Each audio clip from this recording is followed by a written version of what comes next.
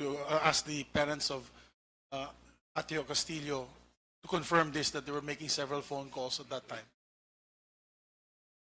Good morning. Yes.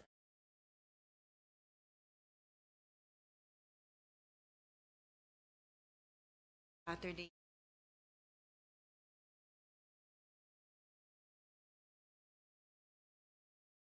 Sunday.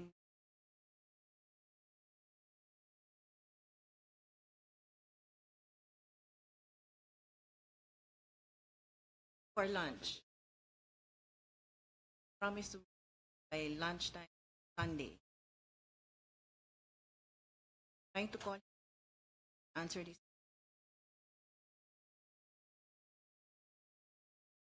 I was texting prior, calling them. Whereabouts. Any word. Tell me where he did he help. So we found out Monday at 1 morning. Monday to ha. 1 in the morning. Ever text me? And they're like, I found him. Area unidentified. So tell me what happened during those days. You have to answer for all that. Have his phone, bring it back. You have his eyeglasses, you have his watch, back. Those are important things to us. Those were his last things that I.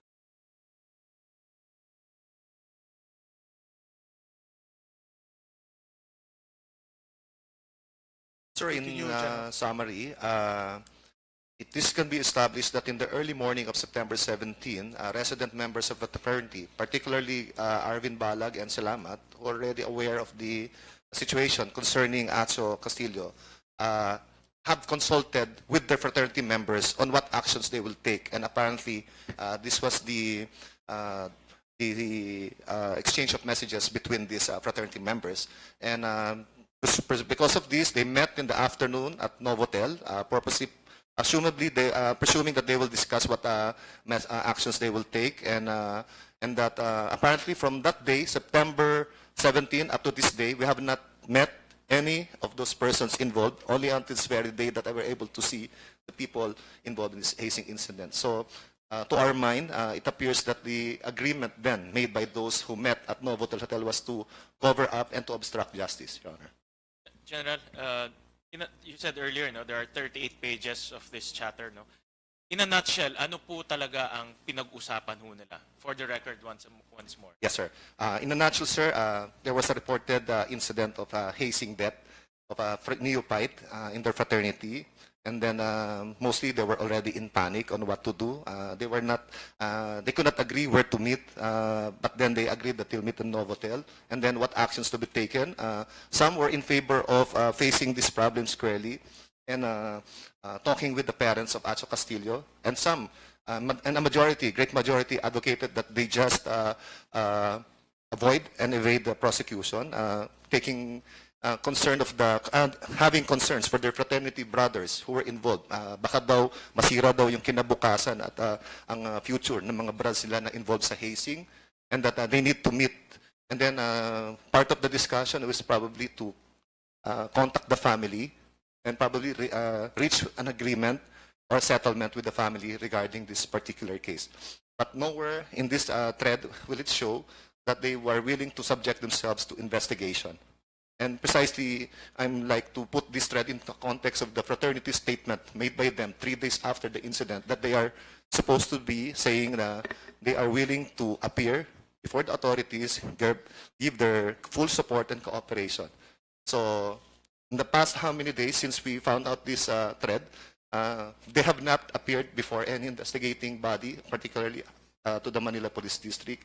And we assume that the agreement reached by those persons seen on the screen right now. Can you give us details on the screenshots Yes, Your General, Honor. this is what location, what day, what Yes, time? Your Honor, this is the screenshot or the video taken of the Aegis Juris Fraternity members who met at Novotel Hotel, purposely to discuss the Atio Castillo case. And apparently, from the days that have last, from September 15 to this very date, there was no support or cooperation extended by that Aegis Juris Fraternity, contrary to their announcement, Your Honor. General, ito po yung CCTV ng Novotel. Yes, Your At Honor. ito yung mga taong nag-uusap dito po sa Facebook chat. Yes, Your Honor. Do you have the names of those who are in the CCTV? Yes, Your Honor. It's included in my report. It's submitted to the In fact, they were invited, Your Honor. And the chair directs the COMSEC to issue subpoena them for the next hearing. Mr. Chair, can we, once again, this is the first time I've seen the CCTV. Maybe direct the COMSEC just to name the personalities who are in the CCTV so that everyone will be enlightened, participated in this discussion on the day Atio died.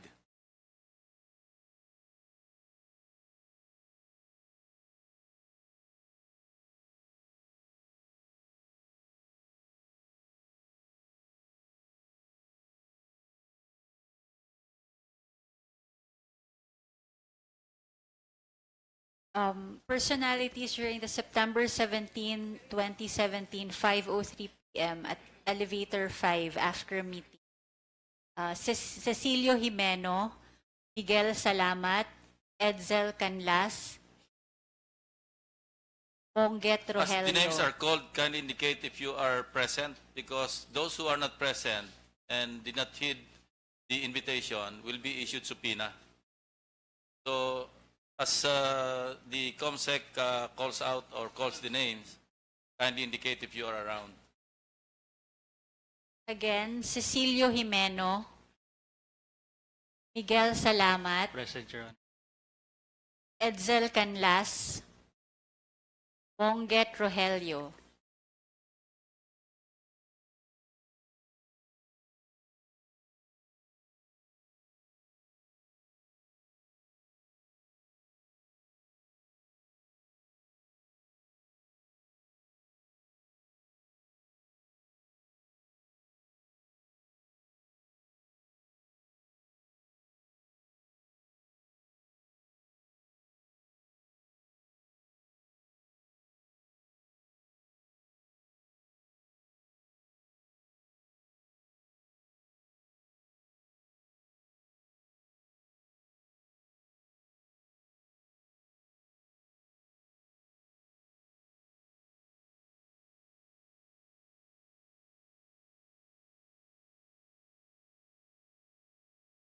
General, ito na ba yung mga nag-participate doon sa discussion or meron pa hong iba?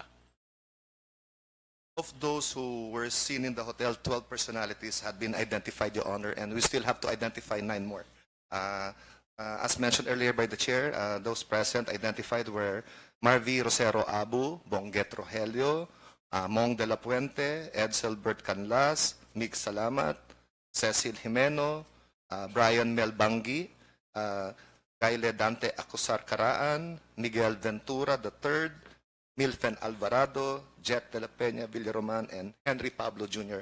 And we still have to identify 9 more, Your Honor, and ongoing po yung investigation. So 9 more ang hindi pa na-identify Hindi po. pa, yes sir. Mr. Chair, pwede ko bang tanungin dito? Rogelio is obviously nandyan. Sino pa yung mga ibang Your Honor, participate? for the record, I was not there at that hotel. That's not me.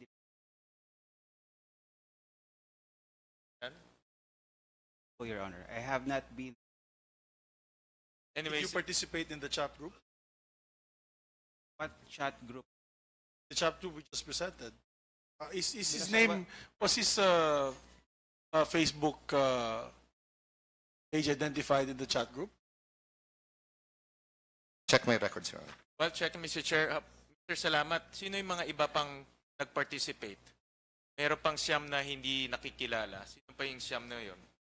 Your Honor, I cannot can no longer Di ba nandoon ka? but you confirm na nandoon ka. Yes, sir. So, alam mo kung sino-sino yung mga nandoon. Nandoon ka eh. If asked to call, Your Honor, I can no longer. Hindi mo na I matandaan can, ngayon. I can name some, Your Honor, so I can't assure you that I would remember all. So, as far as your memory can remember, sino yung mga hindi pa nababanggit na siyam?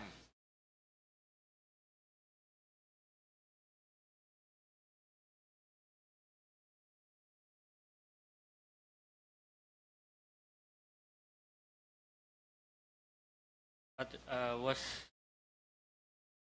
I can no longer recall. Do you have here some photos? Can you identify them through their photographs shown to you? Mix ka rin ba? Mix? Yes, sir. Mix.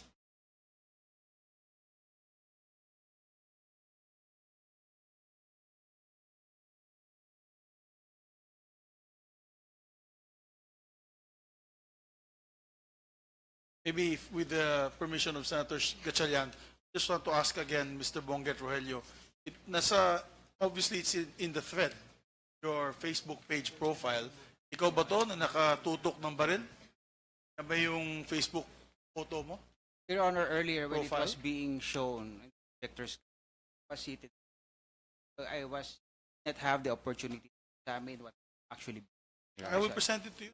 Thank you. Just confirm or deny. It's yours. Your Honor, Check mo na lang. cases have already been filed against, What's and that? I'll answer all allegations, Your Honor, pertaining to me on the 24th. Pertaining to your case, yes. But how would identifying those in the photographs incriminate you?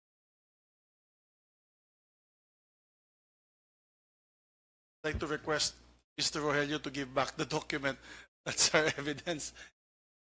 Liberty. At this point in time, I just want you to confirm if that was your Facebook profile. It would appear to be similar to my Facebook profile, Your Honor, but be honest, Your Honor. Are you a lawyer, sir? Yes, Your Honor. Are you part of government or you're in a law firm? I'm connected with a private law firm, Your Honor. Please state the name of your private law firm. Abing Abrenica Dagkuta and Associates. Mr. Chairman, can we have their oath taken? I don't think they were given they were administered their oath. Those who sat down. Di pa na-administer yung oath? Kindly stand up. Attorney, Already Tapos na? sworn. sa likod sila pero they were administered their oath already. So, Mr. Chairman, I just want to ask. Oh, please, Senator Gatchalian. Sorry. One final word. Sir, salamat. Ano yung pinag-usapan nyo doon? Nandoon ka eh. You admitted that you were part of the discussion, you're there. Ano yung mga pinag-usapan ninyo? Your Honor, I respectfully took my right against. Pero identifying the photographs, the personalities in the photographs, would not incriminate yourself. So kindly check mga photographs who among those were present during that meeting.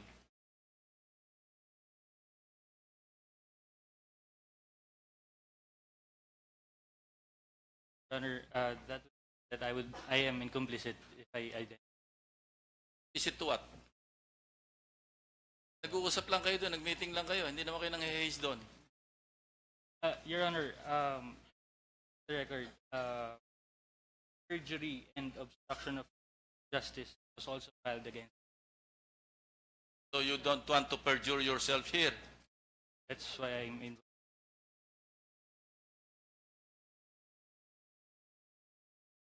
General, saan sila nag-meet sa Novotel? Sir, in a function room in Novotel Hotel located at the third floor So of the they premises. rented a function room. Yes, Your Honor. It appears that they have a function room available to Who them. paid, for the who meeting. paid for the function room? We're waiting for the records check with the Novotel Hotel. Novotel regarding. Please submit to us the after getting the information. Please. We will do that here, Mr. Senator. Mr. Chairman, may I be allowed to ask the counsel of Atio Castillo's family. I'm not familiar with rules pertaining to disbarment cases. It's obvious that many of these people in these chat groups, in their discussions, are lawyers or future lawyers. May I ask Attorney Kapunan, what are grounds for disbarment once proven that they're actual cover-ups or obstruction of justice cases? I think that should better be addressed to Attorney Layusa. Nandito ba si, Yeah. is he member, is he Sa, ano with yun, the court? sa With the court. with the court, yeah. Okay. Attorney Layusa, my apologies, I didn't realize there was a member of the Supreme Court. What are grounds for disbarment, ma'am, at the very least? Actually, the grounds for disbarment is it should be found in the code of conduct for the lawyers. That is impartiality. And another one is for immorality. And then the other ones are those that violations found in the code of conduct for lawyers. Or one of the grounds probably might be obstruction to justice. But somebody has to file a complaint against them. Attorney, in the context of the discussion here, doon lang kami interesado. Dito po. Wag na po yung immorality kasi wala namang dito. So ano lang po yun? Yun, obstruction to justice. But somebody has to file a complaint against these lawyers before the Supreme Court or before the IBP, Integrated Bar of the Philippines. Dalawa kasing procedure yan. If you file it with the IBP, then the IBP will take cognizance of the case, and then after everything is finished, after hearing, they will submit their decision or resolution to the Supreme Court for approval. It does not mean that when a decision has been rendered by the IBP, it is already final. No. Under the rules of court, it has to be submitted by the Integrated Bar to the Supreme Court, either to affirm the decision, to dismiss the case, or increase whatever penalty was rendered by the IBP. But when the case is filed before the Supreme Court, the court will let the complainant comment or answer the complaint. Then it is immediately forwarded or endorsed to the IBP for investigation, report, and recommendation. It will now be the IBP who will hear the case. And once again, it is done. There's a resolution. There is a decision. The same is forwarded back to us, to the Supreme Court, for affirmation, dismissal, or a higher penalty, modification, and a higher penalty be rendered against the lawyers. Thank you, Attorney. Attorney, the reason why I asked this is in aid of legislation. We're in the process of strengthening the anti-hazing law, and we're looking at provisions wherein if they're guilty of any violation of the law, whether it is the higher violation of murder or even just lower violations of the law, automatic yung disbarment or removal from we're looking at possibilities of legislating that. If he's a doctor, and therefore his license will be revoked. If he's an accountant, as well as their license be revoked. If there's a lawyer, it's an automatic disbarment. The reason why I raised this, attorney, is because in the Lenny Villa case, unfortunately, some of those who are convicted are, I believe, still lawyers and working in high positions in the judiciary. Am I correct, attorney? Yes, Your Honors. In fact, some of them, they took their oath in the year 2004, 2002, 2010, and until now, some of them have not yet took their oath for the reasons that the cases filed against them are still pending. Our process at the Office of the Bar Confidant, for example, somebody was involved in hazing and a pending case is still, a case has been filed against them and they apply to take the bar exams. So they have now a pending case. The policy of the court is to let them take the bar exams. But once they pass, we will hold their oath-taking. It might even take 10 years, 15 years, but the court will not allow them to take their oath unless the cases against them has been dismissed.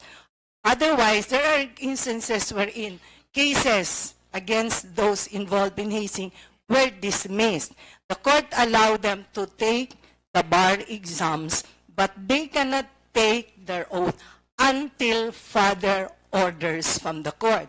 So they have to file a petition before the Supreme Court that they be allowed to take their oath now. But they have to submit certain documents that will convince the Supreme Court that they are now of good moral fiber. So they will allow them to take their oath as a lawyer. So up to the present, Your Honor, we have 70,000 plus lawyers. But actually, there are still some lawyers which have not taken their oath because of their pending cases. Thank you for the information. Thank you. Before you proceed, the chair acknowledges the presence of Senator Joel Villanueva. Chair, just to move on, General Ronel, for the record, sa mga chat messages, as well as the CCTV, nandun ba ho si Attorney Divina and the other school officials? No, we were not able to see Attorney Divina in the CCTV footages, nor his name, or nor his Facebook profile appeared in this chat How messages. about Your the Honor. other UST officials? General. Faculty members? There was an officials? UST administration official, Attorney Alver Sosa, who I understand is the in-house counsel of the University of Santo Tomas, who was mentioned and included in the chat group, Your Honor. Was he present during the Novotel? No, Your Honor, we were not able to see him in the videos showing the persons who, the frat members who went to Novotel. I have a question. Dean, or the very Reverend Herminio Dagohoy, kaya si Jonathan Santos, sa Disbarment policy, ano ba Disbarment policy ng US? Mr. Chairman, if I may please be allowed, just very briefly to respond to the statement earlier Yes, of Attorney you Kapunan may. regarding filing of libel cases. We have filed 3 libel cases against the good lawyer and one against her son. It's one thing to make a statement about the case, but another thing to make malicious imputation that tend to destroy dignity, honor, and good name of a person that's been built painstakingly over 52 years, Your Honor.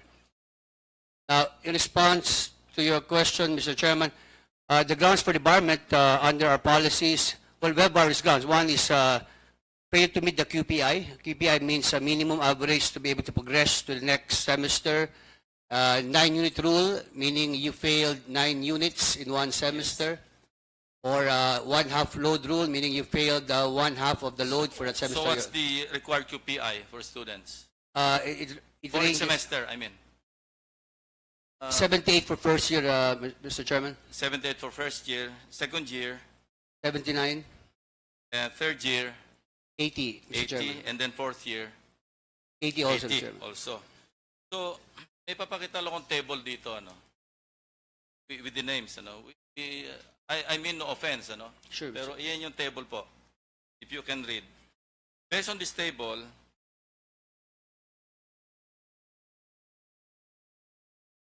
ten members were allowed to enroll, ano? You allowed admission for the current semester, 2017 to 2018. Pero kung titingnan natin to, parang 4 lang yung mag-qualify. So why is that? Yes, Mr. Chairman. Is there another standard for aegis juries? No, Mr. Chairman, if I may please Yeah, be allowed to please. clarify. Mr. Chairman, it takes time before the grades can be computed. For a particular semester, the grades for the first semester were not yet available. So we sort of accommodated about 6 to 8 students. We allowed them to enroll for the next semester pending completion of the grades, Mr. Chairman. So if it turns out that there's a ground for debarment, then they'll be debarred the following sem. It's a benefit that was extended to 68 students, Mr. Chairman. It's not intended to favor one particular group, Mr. Chairman. So, gaano ba katagal magsabit ng grades yung mga Well, faculty? there were about 2 to 3 faculty members, Mr. Chairman. Yes. We did not submit the grades on time. And it will delay the enrollment, Mr. Chairman. And this is preceding a 2-month vacation. Yes, Mr. So, Chairman. ba't ganun katagal? And that's why attention has been, we have called attention to the concerned faculty members. And in one instance, we did not give a load. I just can't understand, ano? Dito, preceding dito, 2 months yung bakasyon. Hindi pa rin nakasabit ng grades? Hindi pa natutunan? Yes, Your Honor. About 3 of them, Your Honor. That's a reflection of UST's efficiency, Reverend Father. No, they will not be given a load, Mr. Chairman. It's a real problem in law school, Mr. Chairman, that grades are not submitted in time.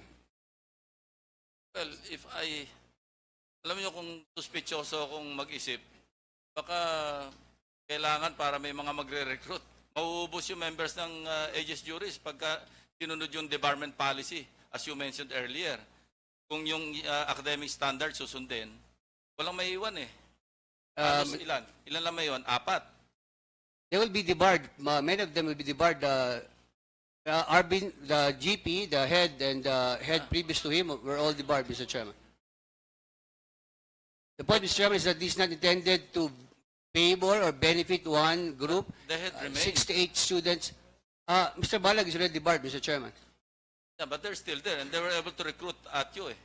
No, for the SEM, already debarred, Mr. Chairman. For December, but unfortunately, September 17, nangyari yung kay Atio.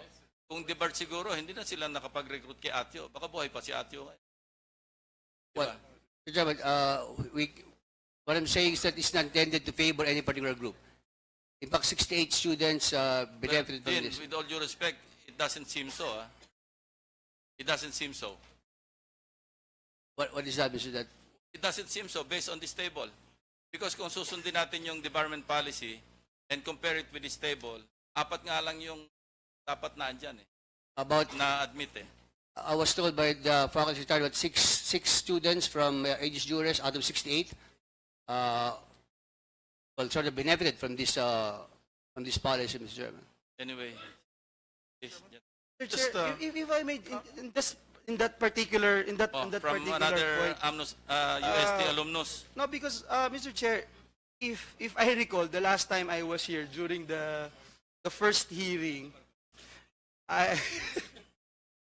during the first hearing, Mr. Chairman, I remember I raised that issue of website. You would recall. And I remember after that hearing, I was brought straight to St. Luke's, Mr. Chairman. But I just remember, Mr. Chairman, during that hearing, we talked about it and we asked our dean from UST, Faculty of Civil Law, about that website. And I think I even asked if it is really Divina Law Office na nagmamanage po nung website. Kahapon, Mr. Chair, I tried to Google and look at the UST Civil Law website.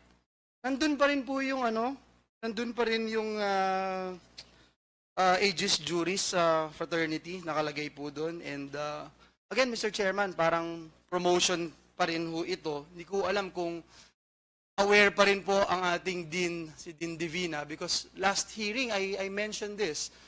And unfortunately, if I'm in the shoes of the family of Atio, masakit pa rin po. Nandun pa rin ho eh. Are you still aware of this? Last time we checked, Mr. Chairman, it was not there. Sir, you go to Google, this morning, yung staff ko went to Google again and still there. Baka naman... It should be removed, Mr. Chairman. It should be removed, Mr. Chairman. It should be removed. Out of respect lang. It should be removed, Mr. Chairman. Dean, If it's there, it should I be think it removed. should be removed. It Thank should you. be. I just want to raise that up, Mr. Chair. Thank you. Senator Grace, you recognize.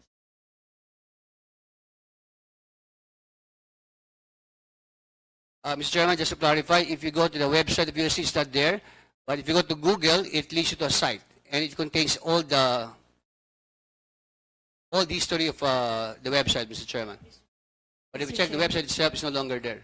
But you're the excuse one me. managing the No, website. Google, Your Honor, makes reference to the history of the website, old and current. But So if you check the website of UST, it's no longer there, Mr. Chairman. I believe, Chairman, Mrs. Castillo would May I like be to comment. recognized?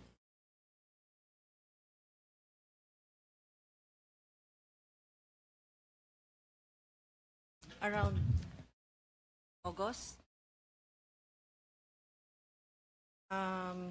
studies about the fraternity, and apparently it's so. Why he was enticed, invited to apply, recruited. It took him a while before he decided to join. Apparently, he didn't want to join. Joined because basically said, I'll consider. Of course, the dean. Why he joined? Fortunately,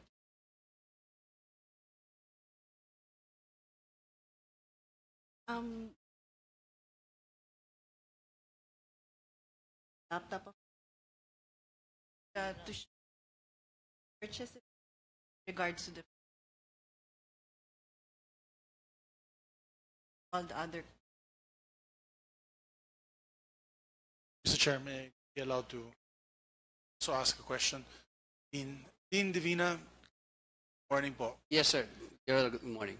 Dean, the last hearing that we had, medyo magulo nun. Several testimonies were given. A lot of our colleagues had asked a number of questions. And I remember a question was asked on you on when did you know of the death of Atio Castillo. I clearly remember, it didn't sink to me until after the hearings. I clearly remember you saying 12 noon. It's on record. 12 noon of September 17, which is Sunday. Why did you not immediately notify the parents of Atio Castillo? Thank you for giving me a chance to clarify, Mr. Chairman. That was about 12 to 12:15 p.m. after I attended Mass that I spoke with our faculty secretary, and he informed me that a student died allegedly because of hazing.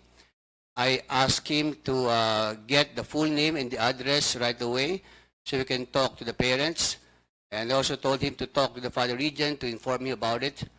And around nearing 6 p.m., I got another call from the faculty secretary informing me that based on unconfirmed reports, the student carried allegedly the name of Castillo. I did not have the full name, Mr. Chairman, nor the address. I only had the surname. If I have the full name and the surname, I would have gone to the parents myself. But I only had the surname, Mr. Chairman. So I thought it's more prudent to wait for the confirmation as to the full name and the address before I alert the authorities. And obviously, without the full name and the address, I cannot talk to the parents. But if I had those details, Mr. Chairman, I would have gone to the parents right away. Who informed you, Dean? The faculty secretary At informed 12 me. noon. No, 12:15 after Mass, Yes. Mr. Chairman, our faculty secretary informed me that based on a confirmed report, the student died allegedly because of hazing. So I asked him right away, get the full name and the address, and nearing 6 p.m., we spoke again, and he told me that the student carried the surname of Castillo, but no complete name, no address, Mr. Chairman. You know, Dean, it's hard for me to believe that your story did. I'm sure your brads had called you up by that time already informing you. Of course, your story is your story, and what we believe is what we'd like to believe. But as Dean of the College of Law in UST, it's under your watch. See, Senator Lacson was former PNP chief, and he headed units. And I'm sure if his men had passed away during operations, he personally would make sure that he would call up next of kin that, of their unit to inform them of the death of their family member. It's kind of hard for me to believe that you only actually approached the family in the wake. No call was made.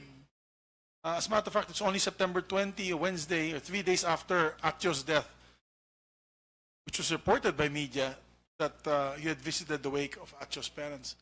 No call was made, no letter was given, no announcement. That's your watch, Dean. Diba? Tao mo yan eh. Pamilya mo yan. That is your responsibility as Dean of the university. Can you explain Yes, yourself? Mr. Chairman. I do not have the contact numbers of the members of the fraternity. I have kept my distance from them. I do not have their as I said, their telephone numbers, their contact numbers, their addresses. I only rely on the report of the faculty secretary.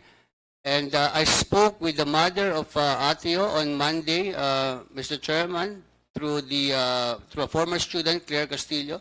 So I talked to her Monday and assured her that I will help in bringing the perpetrators to justice.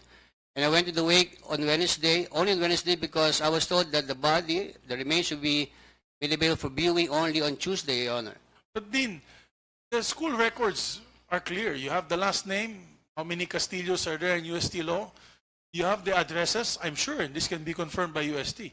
You have the addresses, you have the home numbers, you have the numbers of next of kin. I'm also at university. I graduated from University of the Philippines. They have all my details, my contact details of my parents. I had given them all. So it is impossible that the dean of university would not know one of their students. I'm sure your students are not numbering more than thousands. I'm sure they're by the hundreds. It's easily recovered. I mean, there was no push on your part to actually, that's what pains me, Dino. It only dawned to me afterwards when I remember even approaching you after the session and I said, please help in the speedy justice of this case. You promised. And yet no one of your members have come out to support this case. No one. Not even Solano, who promised to do it several times during hearing and in executive session. So, you know, you can't also blame us for how we feel na talagang nagago kami ng grupong ito. And I feel that justice should be meted out. And it's unfortunate, Dino. You could have done more. I feel that that day, you should have done more to be able to reach out to the family and be the one to inform them, not through an anonymous text message. Well, for almost 24 hours, the poor parents of Atio Castillo was going from morgue to morgue, hospital to hospital, looking for a body of their child. Kung anak mo yan din, nangyari sa'yo, put yourself in their shoes. You people, you have brothers and sisters, put yourself in your shoes kung nangyari yan sa mga kapatid nyo. I believe Mrs. Castillo would like to, Acho or Ma'am Nini? For the record, I've spoken to never. I think Monday through Claire Castillo. I spoke with you Monday after. I really don't converse with Claire Castillo. I used the phone of Claire. And, I never remembered any. Kindly address the chair. Kindly address. Sorry po. So, Mr. Chair, are you saying, Dean, that you spoke to Mrs. Castillo through somebody else's phone? I spoke with Claire Castillo. At that time, I wanted to ask. Claire is the Claire sister. is the, I think, Claire, relative of the Castillo family. Sir Castillo. Claire Castillo is a first cousin. So you cannot say that you spoke the parents. I was You able spoke to somebody else. Meron kayo usap, hindi sila. I spoke with the mom using the cell phone of Claire Castillo, to the best of my recollection. So, Mrs. Castillo, you don't recall having spoken to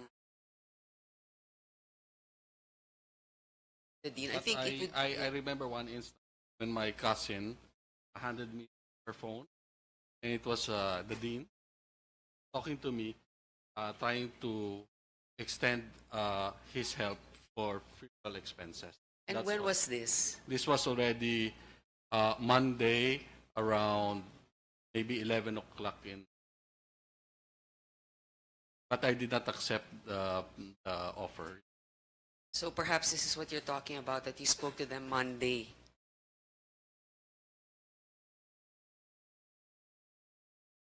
So, Mr. Chair, if I may ask my questions now. Yes, please. Please proceed. Unahin po natin yung NBI. Naririto ba yung NBI? O yung MPD lang yung investigano. So just para sa ating record lang po, yung kinamatay ni Atio Castillo ay dahil sa pangbubugbog. Our medical legal findings show that he died of the injuries which we believed he has sustained during the initiation rites, Your Honor. So, what were the injuries were caused by?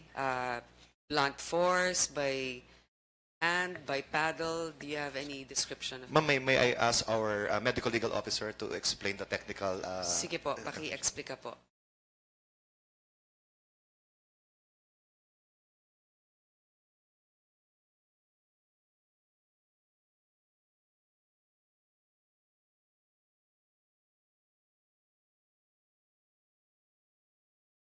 Doctor, Yes, good morning, Your have you Honor. taken your oath? No, Your Honor. ComSec, please.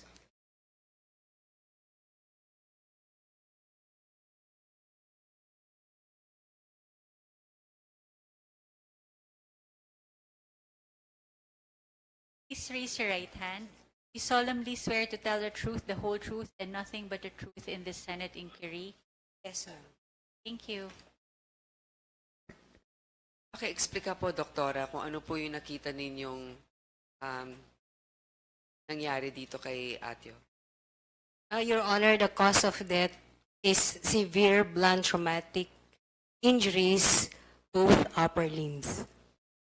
So, ibig sabihin blunt, maaaring pambubugbog ng kamay o may ginamit na bagay.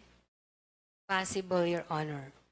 So, ang ibig sabihin po nito, talagang makikita ba ninyo kung marami ang gumawa nito o isang tao lang o hindi nyo madidetermina sa inyong autopsy report? No, Your Honor. So, at least yan ay nasa record natin. So, yun nga, dito sa mga kasamahan niya, siya ay namatay marahil sa pambubugbog mismo ng mga dapat niyang maging kapatid. Matanong ko nga, no, si Mr. Trangia na naririto, yung sasakyan ng iyong ama na Mitsubishi Strata ang ginamit para dalhin si Mr. Castillo sa ospital, tama ba? Your Honor, I invoke my right against self. Pero ito'y nasa video kasi na nandun yung sasakyan. Totoo ba na kasama rin daw yung tatay mo at hinatid mo yung... Your Honor, may ongoing case na po about sa obstruction of justice. I invoke my right against self-incrimination, Your Honor. So, lahat yan, marahil hindi mo sasagutin, pero nilalabas ko yan sapagkat mukhang hindi naman kayo ni Mr. Solano ang naroon mismo sa pambubugbog, pero nagamit kayo para pagtakpan ng lahat ng ito. So, hindi mo sinasabi, ayaw mo aminin dito na sasakyan ng tatay mo na maaaring ang tatay mo ay kasama mo. Ngayon, Mr. Solano, ikaw ang nagdala sa ospital. Yan, malinaw yon. Kasi ikaw lang yung iniwan nila doon. Hingi ng nanay ni Mr. Castillo ang kanyang mga kagamitan. Cellphone, relo, na wala pa sa kanya.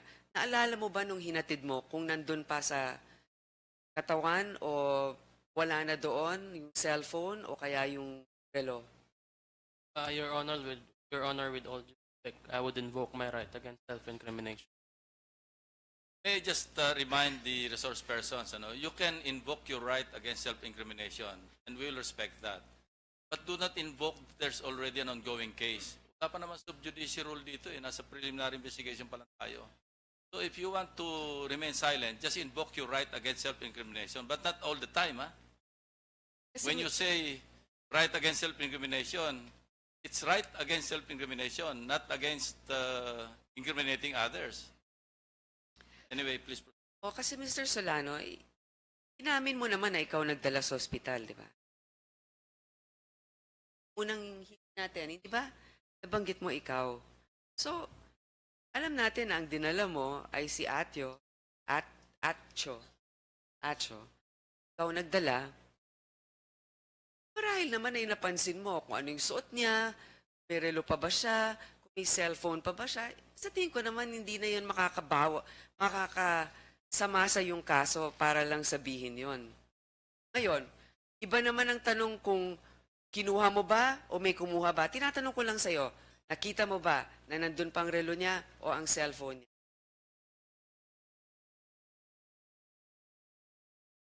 Hindi mo matandaan.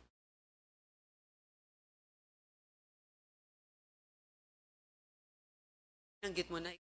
Sabi mo na yun sa hearing last week eh. Your Honor, if I would, it would be included on my sworn statement. Okay, Mr. Solano, it will be included in your sworn statement. What difference does it make by mentioning it here now? Anyway, you will bring it out. The point is, the mother's making an appeal, ang nanay ay umaapila na. Yan ang mga huling bagay na nasa anak niya. Tapos, inamin mo naman din, di naman namin sinabing ikaw nang bugbog eh. Ikaw nga ang nagdala. Marahil talagang na-pressure ka. Sabi mo nga, naawa ka sa bata kaya nagpaiwan ka na lang. At minura mo sila dahil alam mong mali. So, natatandaan mo ba, nandun pa yung gamit? Ito makakapabigat sa kaso mo. Para lang matandaan mo kung nandun yung relo at yung cellphone. Your Honor, O hindi I mo cannot matandaan. I cannot recall. Again, Cannot recall. with the indulgence of Senator po, no, I'll just cite to you yung aming rules of procedure governing inquiries in aid of legislation. No? Resolution number 5 has been published. No? Section 18, contempt. The chairman, with the concurrence of at least one member of the committee, may punish or cite in contempt any witness before the committee who disobeys any order of the committee or refuses to be sworn or to testify or to answer a proper question by the committee or any of its members or testifies falsely or evasively, or who unduly refuses to appear or bring before the committee certain, etc., etc. So I would just like to remind you that we're 5 here. Chairman, with the concurrence of at least one member, we can cite you in contempt and order your arrest and immediate detention if you keep on evading answering proper questions. Just a reminder. Sir Chair, yung ating mga kasama dito, alam nyo, dapat isama na rin ninyo dun sa inyong affidavit o sa inyong salaysay kung meron na nanakot sa inyo. Kasi parang ayaw ninyong magbanggit ng mga pangalan. Meron bang nananakot sa inyo? Kasama yan. Sa dapat managot din sila. Dahil ito naman ay hindi lamang dito sa nangyari kay Mr. Castillo. May mga ibang bata na ginigipit ng mga kasamahan sa frat, dapat talagang managot rin. Gusto kong tanungin itong si Mr. Balag. Arvin Balag, ikaw ba ang president nitong frat o ano bang tawag sa'yo dito? With all due respect, Your Honor, I would like to invoke my right. For the position you're holding in the fraternity, you're invoking your right? Your Honor, being charged with the violation of anti-hazing law, Your Honor, it's one of the element of the No, crime. I'm not asking if you performed hazing. I'm just asking a legitimate fraternity, supposedly, that just has initiation rights, not necessarily admitting to hazing. Are you the head of that fraternity? Your Honor, being a member officer is part of its element. So I'm invoking my right.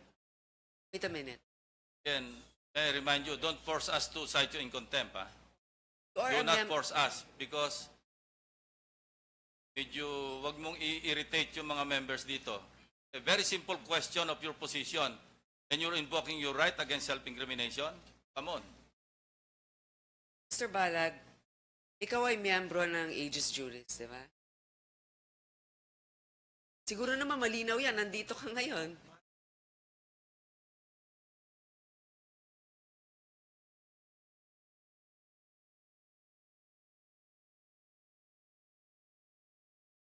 O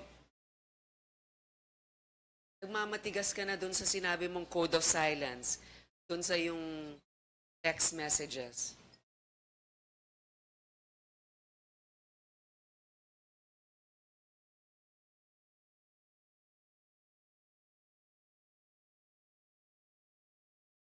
Ito dito sa application, Aegis Juris Fraternity Law, Faculty of Civil Law, ikaw ang nakapirma. Tapos ito sa organization sheet, position ng organization, president.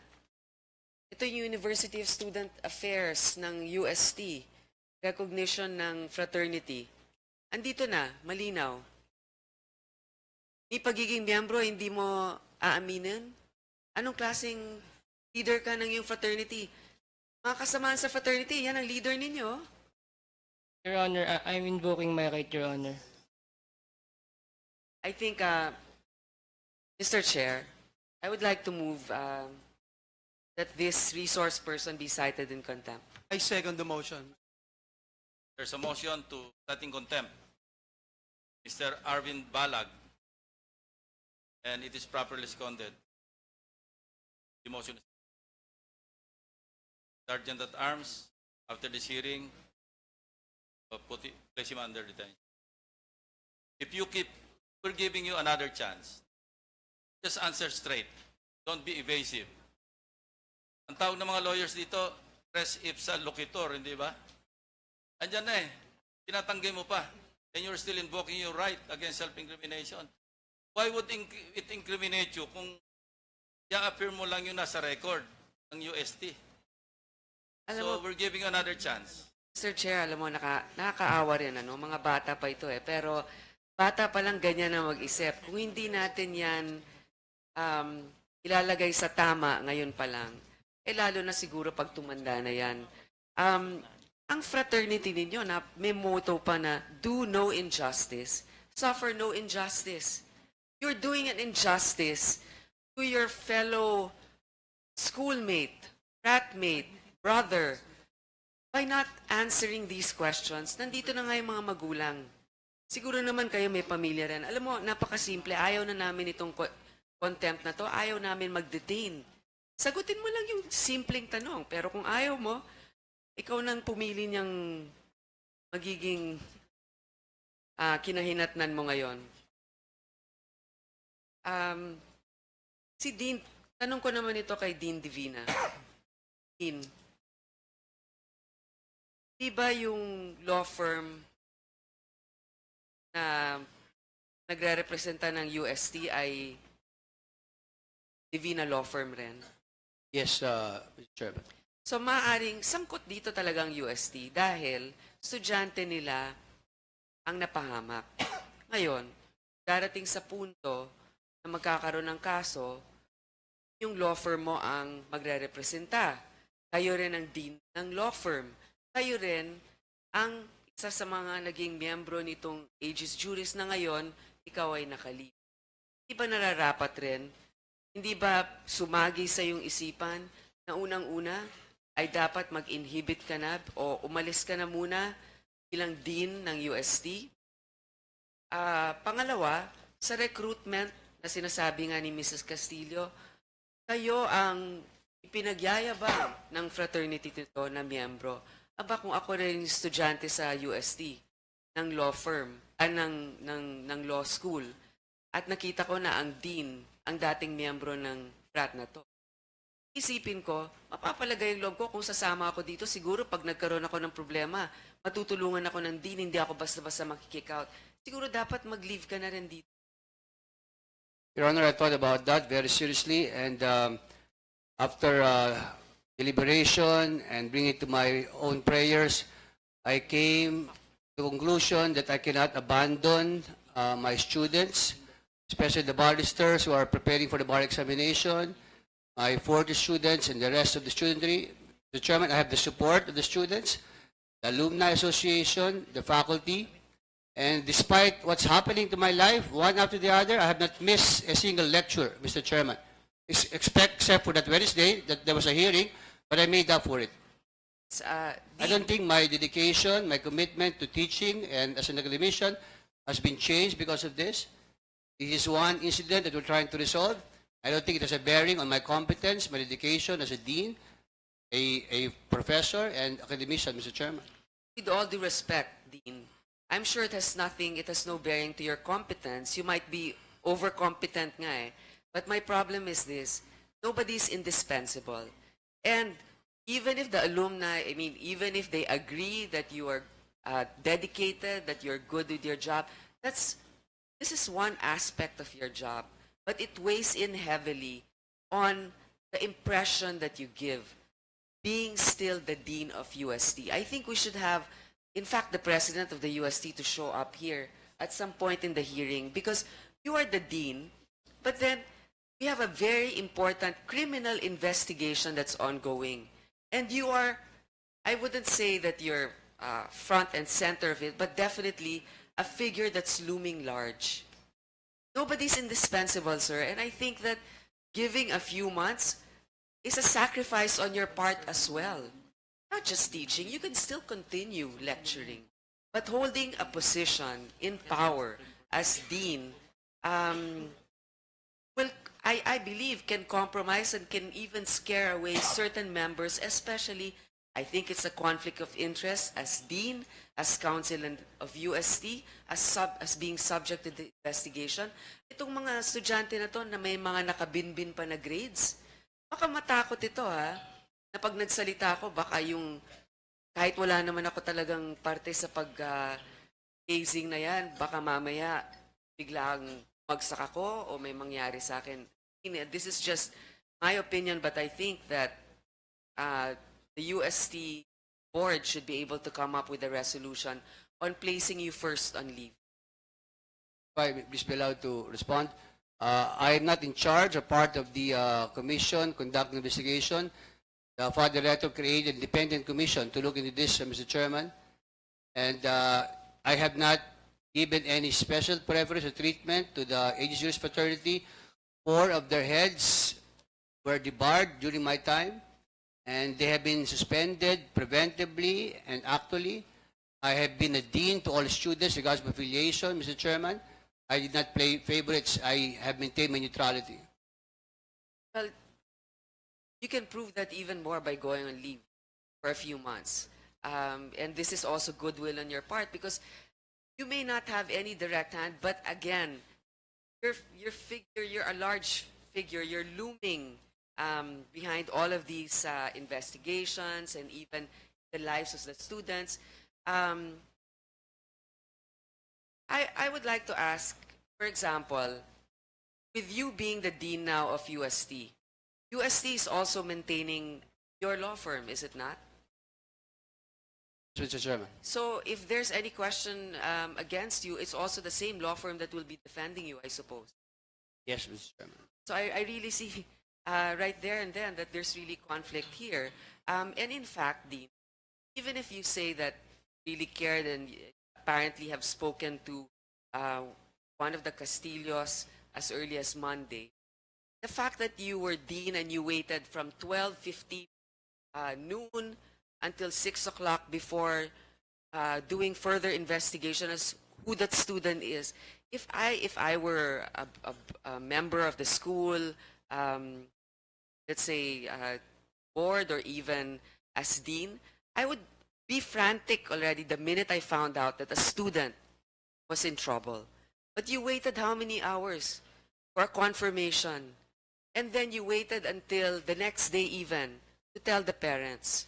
I mean, that after the media, and I feel, Dean, that alone might be a basic instinct also for self-preservation. Imagine you're a member of this frat and you're also the dean of UST. So in that case, I really think that it's already somehow affecting how your actions are. Natural lang yun. You're human. So I think that's the easiest thing to do is step aside and as you said, there's an independent investigating group. Let them do their job. But in the meantime, just continue on lecturing, but you don't have to be. Well, I respect your opinion, Mr. Chairman, but as I said, I thought about this, and I think the great interest of the students is what is paramount.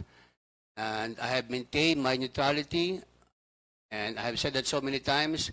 I have maintained my distance from the fraternity, and I'm not a member or part of the commission. When were you I'm sorry. When were you a member of this Aegis Juris? What year? I joined in 1986, Mr. Chairman. At that time, in 1986, wala pa yatang anti-hazing law noon. May hazing ba na naganap sa'yo? I think I testified in that last time, Mr. Chairman. Yes, I was. But after that, I recommended measures to the fraternity, and they abolished paddling. So 2 years after my time, they abolished paddling, and I presume that is still the case until this incident cropped up, Mr. Chairman. You know what? Aside from a member of this fraternity, you're also dean. And so, letting them sign a piece of paper that they will not do hazing is not necessarily a proactive approach. I'm sure marami kang mga kasama dyan na nakakausap. May hazing pa ba kayo? Nagpapadala ba ng representative ang USD to observe initiation right? Done anything beyond having a signed covenant with these different fraternities that they should not be conducting hazing? But school authorities will only be set, Mr. Chairman, if the school has been notified of the initiation right. And it's not the office of the dean that receives notice of initiation rights, but the office of the student affairs, Mr. Chairman. Okay, but have you proactively at least asked other members of the Aegis Juris to report to you if there are any illegal hazing activities that's happening? Every year, Mr. Chairman, they're required to undertake that they will not engage in hazing in any form or manner whatsoever as a condition for recognition. I Mr. know Chairman. officially. But wag mo sabihin wala ka ng makilala dyan kahit on leave na tinatanong mo, may hazing ba nangyayari? May natanong ka ba? I presume that there is no hazing, Mr. No, Chairman. no, no. Sabi- See? Okay. So this alone shows you're just assuming, but you're not exactly proactively investigating because you know how these kids are. You're once like them. And you know they'll do it behind the back of authorities. But having been a part of that particular group and system, you should know. You should be one step ahead of them. And as dean, if you're serious about this, you should have asked. You should have investigated. And I'm sure you would have found out. There's So no- you have not. But you can only investigate if there's a ground to investigate, Mr. Chairman. There's no ground to investigate. There are no occasions that would warrant investigation. That No, no, I no, don't no. exclude my There's part to always investigate, Mr. ground Chairman. to investigate Mr. because you Chair. know these are young children. If I may interject, just the permission to of Senator just Grace? with your permission, Senator Grace. Thank you, Mr. Chair. Let me point out something here. In 2016, there was an altercation between Aegis Juris and Gamma Delta Epsilon. Are you aware of this, Dean Divine? Yes, Mr. Chairman. Yes. In our research, we discovered that last year there was a complaint filed with the office of the bar confidant about the confrontation between Aegis Juris Fraternity and Gamma Delta Epsilon during the bar exams last October 12, 2016. In fact, in our research, indicates that Dean Nilo Divina signed a memorandum where members of the Gamma Delta Epsilon fraternity and Aegis Juris fraternity were suspended from all bar operations and other, and I quote, all bar operations and other student activities within the UST campus or other site where the UST Faculty of Civil Law has an official activity. Will you confirm that, sir? I did issue a Yeah, circular you signed that- pending result of the investigation, Mr. Yes. Chairman. Yes. However, and this is what I wanted to raise, Mr. Chairman, in relation to Senator Grace's questions. Upon my talks with students from our alma mater, from UST, we were informed that there were only suspensions and no other penalties imposed on these fraternities and their members. Mr. Chairman, and may I ask the Dean of UST Civil Law, would not the altercation of 2016, as confirmed by that memorandum you signed, be basis for permanently revoking the recognition of both Aegis Juris and the Gamma Delta Epsilon fraternity for the coming academic year, 2017-2018? Ito yung tinatanong ni Senator Grace. Kung ako'y sasama sa isang fraternity, at gaya po ng sinabi ng nagmamahal na ina ni Atio, makikita ko po na nandun po kayo, nandun yung picture po ninyo, talagang mai-inspire ho ako. With this issue na nangyari sa Manila Hotel, hindi pa rin na-revoke yung recognition sa kanila. As we speak, as I mentioned earlier, whether it's Divina Law Office handling the website of UST Civil Law, or just Google or technicality, if I Google, lalabas eh. So, lalakas yung loob ko. Talagang may engganyo ako na sumama dito kasi parang may protection ako eh. Can you comment on that, Dean? Thank you, Mr. Chairman. Why we created an independent committee to conduct investigation, and everybody is entitled to due process. I did not participate in the conduct of the investigation, Mr. Chairman. It was headed by Dean Lope Peble from MLQ, who also teaches in UST, Attorney Vicky Luanson, who teaches in UP and UST, and attorney Elgin Perez. So they're not affiliated with any fraternity. They conducted an investigation, and their recommendation was to impose 6 months suspension, Mr. Chairman. I did not interfere in the conduct of the investigation, and records will bear me out that I have imposed sanctions on the members of the fraternity, Mr. Chairman. And it would not warrant the revocation of or the recognition of the UST Faculty of Civil sa dalawang fraternities na ito? It's not the civil law, the Dean's office that conducts this investigation, that determines if there's a ground to discredit any student organization, but the OSACs, Mr. Chairman. So you just let them operate, and gagaya nga nung tanong ni Senator Grace, don't you think it influences yung mga potential magiging members ng fraternity na ito na, uy, okay itong fraternity na ito. Pag may nangyari, pwede ka tayong, may protection tayo. But there is no protection because I have imposed sanctions. In fact, membership in the fraternity is now a badge because the deed has been well, not in their favor. I would like to maintain my neutrality, and unfortunately, they are the receiving end of the bargain. So the doubts are resolved against them, not in their favor. If I give them special treatment, then they wouldn't have been suspended preventively, Mr. Chairman. Yung revocation po, wala ho kayong magagawa, parang yun yung sinasabi But niyo. for this year, Mr. Chairman, they're not accredited by the university. Okay po. Thank you, Senator Dean, Grace. was there ever a resolution served to both fraternities? Mr. Chairman, the draft was signed by the chairman July 18, routed, July 18. dated July 18, but routed to the other members sometime in August, and given to us only second week, 30th of August, Mr. Chairman. When was it served to AJF, for example?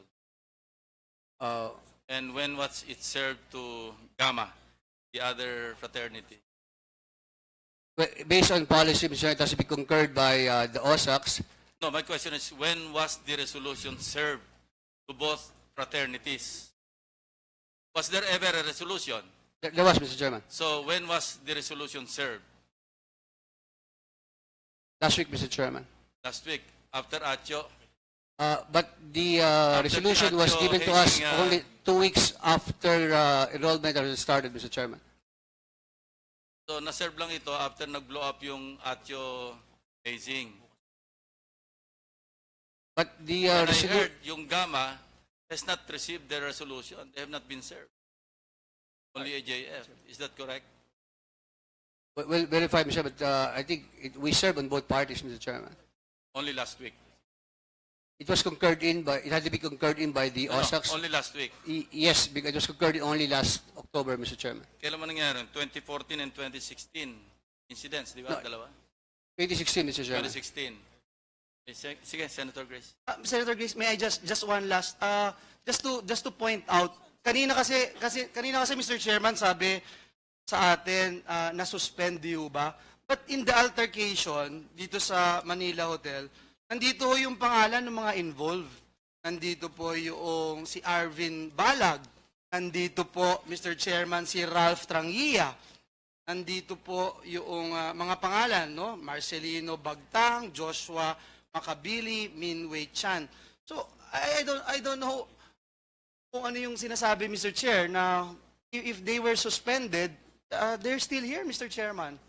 Chairman, it's prospective, Mr. Chairman. Suspension was, the resolution was signed by the chairman July 18, but concurred in by the other members of the committee sometime in August, and given to our office only second, 30th of August, and then had to be concurred in by the OSACs based on the policy, and served in October, Mr. Chairman. So it has to be implemented or imposed prospectively, not retroactively, Mr. Chairman. Mr. Balag, were you there sa altercation na nangyari sa Manila Hotel? Or you still want to invoke your right to... Do not commit the mistake, ha? Mamaya, babasahin pa sa yung Section 19. You can be detained anywhere under the supervision of the Sergeant at Arms. So, do not irritate the members. Kasi baka sa Pasay City Jail ka namin padala. During the incident in Manila Hotel po, opo. You were there? Yes. You were part of the altercation? Yes, there? a case was filed against us but it was dismissed po. Okay, what about you, Mr. Ralph Trangia? Just for the record, were you there?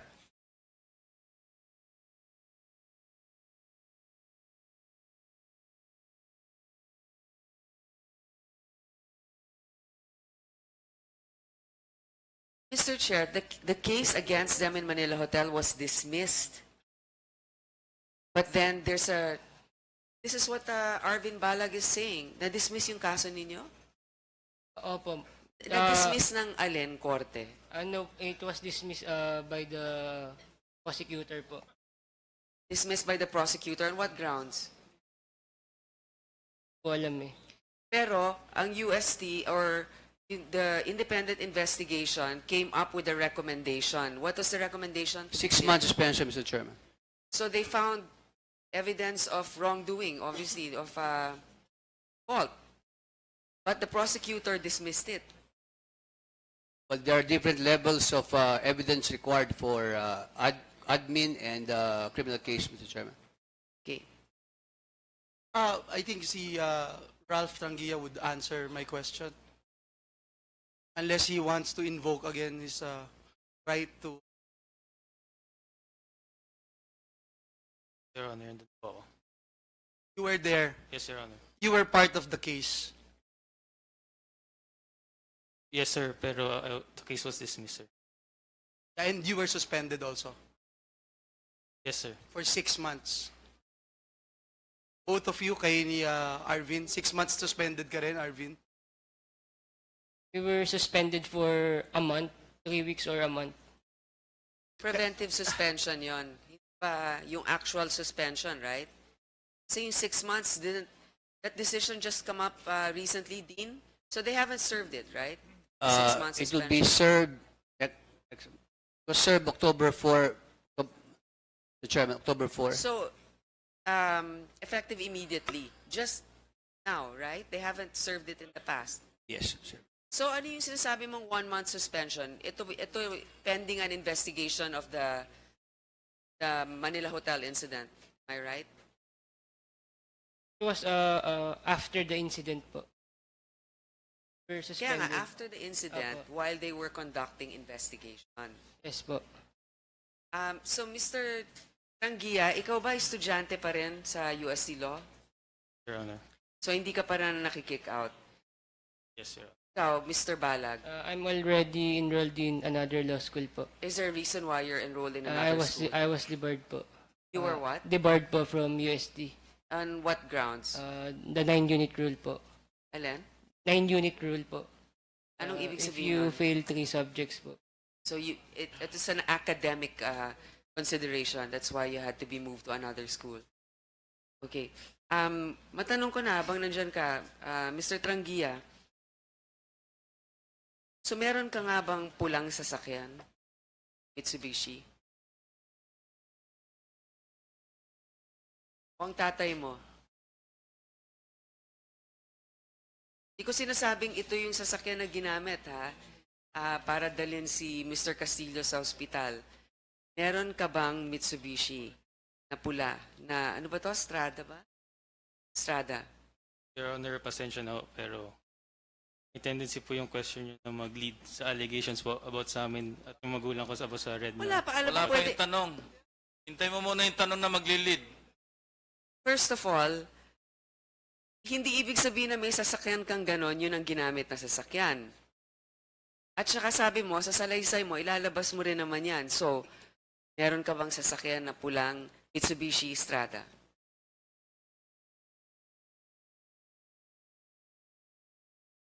Pasensya na, Your Honor, pero I invoke my right again. Okay, General Coronel, dun sa nakita na naka-record sa CCTV ba, meron nga bang Mitsubishi na pula at sino may-ari base dun sa plaka? As a result of the investigation, Your Honor, we were able to view the CCTV recording at the Chinese General Hospital. There was a red Mitsubishi Strada pickup seen with plate number Zulu Tango Victor 539. And based on verification with the Land Transportation Office, it was registered to Mr. Arthur Tranja po. Arthur Tranja, yun ba? Ano bang pangalan ng tatay mo? I'm sorry, Trangia, Antonio Your Honor. Tranja, Your Honor. I'm sorry. I stand Antonio, corrected to Mr. okay. Antonio Tranja. So, anong pangalan ng tatay mo? Antonio po. So, Antonio Tranja. So, pareho lang dun sa nakarehistro na nakita, pero hindi mo nasasagutin syempre kung yun nga yung nakita. Bakit No, ka... anong address nakalagay, General Coronel? Yes, Your Honor. Based on the LTO records, what's the address of Antonio? The record of certificate of registration shows that the address is 52 MacArthur Highway, Bangkal, Mekawayan, Bulacan, Region 3, Your Honor. Doon ka ba nakatira? Anong address mo? Pakibigay yung address mo, Mr. Trangia. Doon ka nakatira? Okay. Alam mo, napapabalitaan, kahit sa news, na ikaw ay pumuntang Amerika kasama ng iyong ina. At totoo ba yan? Yes, Your Honor. At kusa kang bumalik dito nung nagkaroon na ng investigasyon. Your Honor. Alam mo, makikita mo dito ha. Ano nga first name mo ulit, Mr. Trangia? First name? Ralph, Your Honor. Ralph, hindi ko kasi makita yung nameplate mo. Ganon ka kakamahal siguro ng mga magulang mo. Na ang tatay mo di umano, kasama mo nga dito, ang nanay mo, pinotektahan ka. Natural lang yun sa mga magulang. Siyempre, ayaw mong mas lalong madiin o lumalim pa ang nagiging problema ng anak mo. Ang instinct ay tutulungan. Ang swerte ng mga magulang mo, nandyan ka pa. Hindi na nila kayang protektahan ng anak nila. Kaya nga dito, na sinamahan ka ng nanay mo sa ilabas ka, naintindihan ko yung ginawa ng nanay mo eh. Pero, ngayon, isalba mo naman din ang pangalan nila. Lalong-lalo na kung hindi naman ikaw talaga ang direktong pumatay dito ni Mr. Castillo. So, sasakyan mo ba yung ginamit o hindi mo pa rin sagutin niya? Your Honor, pasensya na po. Pero Ako, nandito ba ang tatay mo? yes, Your Honor. Pwede ba natin matawag? Yes, of course. Kindly call Mr. Antonio Trangia. Here. Check. Ang Kindly nanay mo administer. rin ba naririto? Kindly administer the oath. Yes, Your Honor. Siguro both your parents if they can be here.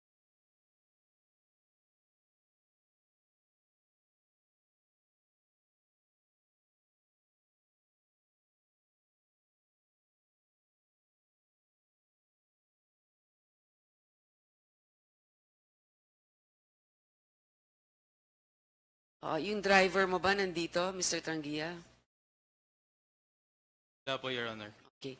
So the parents.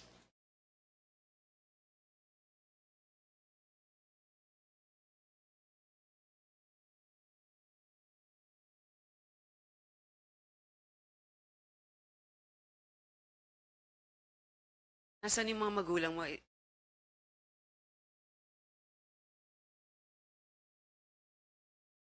So dapat malumpa muna. Comsec.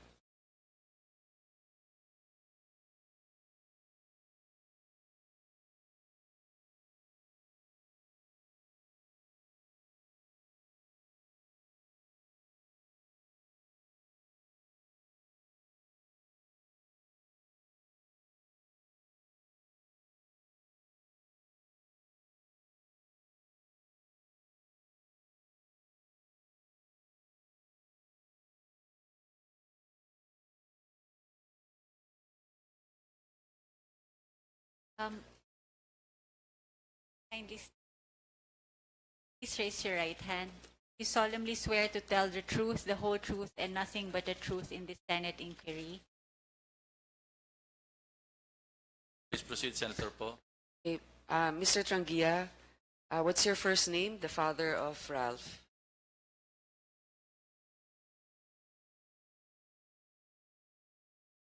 Okay. Antonio Trangia po, Your Honor. Okay. Mrs. Trangia, ano po yung full name niyo? Rosemary Trangia, Honor. Mr. Trangia, Antonio Trangia, sinabi po ni General Coronel na sasakyan ninyo nakita sa CCTV footage ng Chinese General Hospital. Makukumpirma mo ba na sasakyan mo yon? Your Honor, with all due respect, may mga allegation sa akin, allegedly, sasakyan po na naghatid kay Rasyo sa Chinese General Hospital ay ano. Pero driver mo, nakausap niyo. Kasi syempre, di ba, naglabasan na yung balita na yan. Natural, kakausapin mo yung driver mo. Nandun ka ba? Ano nangyari? Wala po akong... Hindi mo kinausap ang driver ninyo. Alam mo, kayo po ay nanumpa, ha? Huwag kayong magsisinungaling. Kung meron na pabalitaan na ganyan, ang una mong tatanungin ay ang mga empleyado mo. Totoo ba yon? O nawala ang sasakyan? Nakarnap pa yung sasakyan noong mga oras na yon? Hindi mo kinausap ang iyong driver?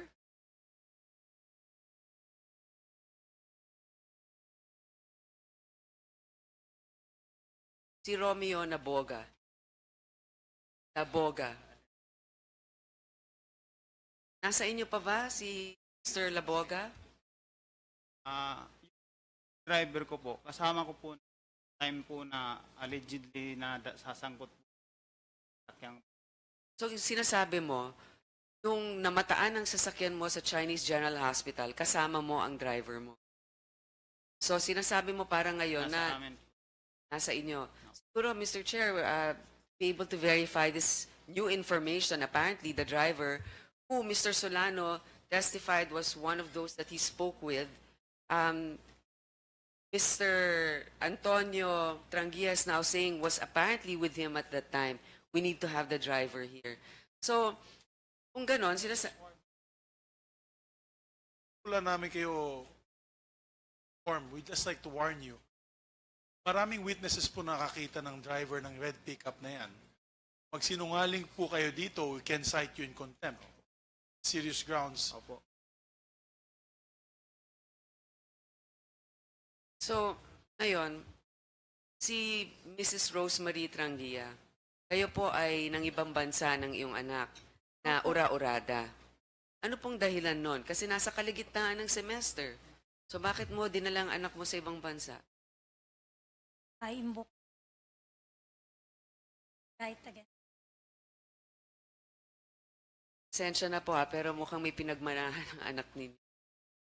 Kasi po, sa ngayon, instruction.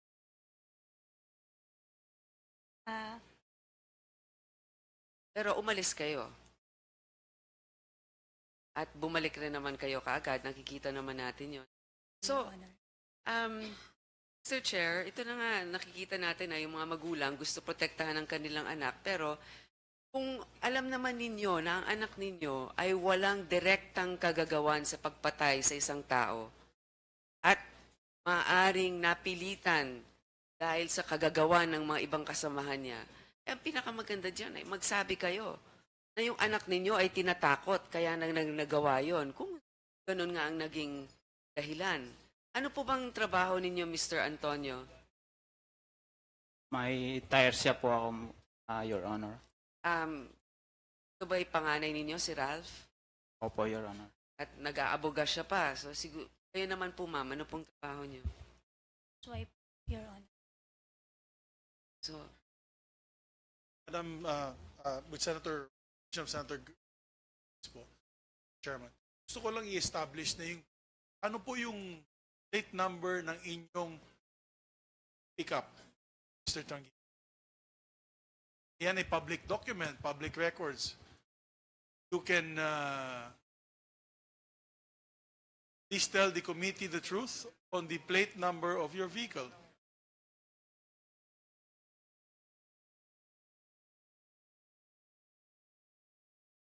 remember yung CCTV, may date at timestamp yan.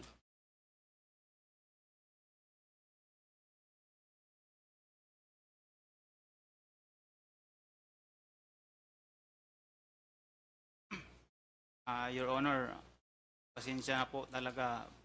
May pending na po kasing inano sa pick up.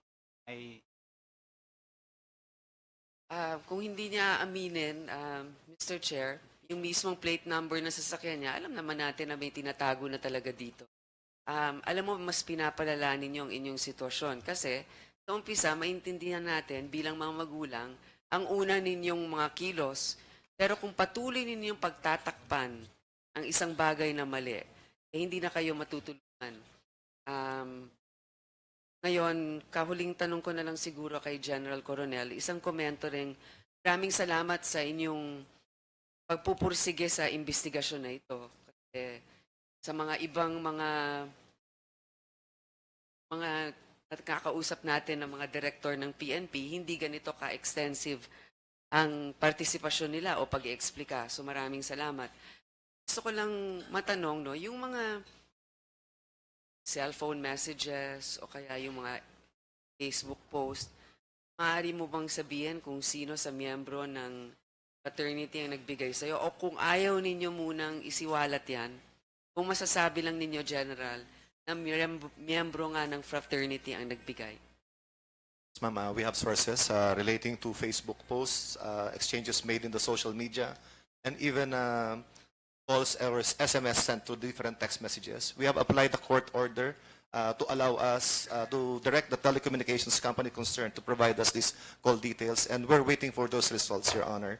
And we're hoping to submit it on time before the next scheduled preliminary investigation, ma'am. So, General, you were able to obtain this through forensic intelligence, or was it actually submitted to you by a member of the fraternity? Both, ma'am. We were able to, Excuse me, information Senator Ko, were provided to us. This is in relation to the written Facebook post statement and- of Yes.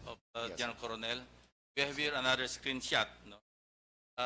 Nag-circulate na ito online, which appears to be a conversation between O.J. Onofre and you're here, no, Mr. Onofre? O.J. Onofre and an identified person. Undated ito, but I'd like to show to our distinguished colleagues yung nilalaman noong shot. Please.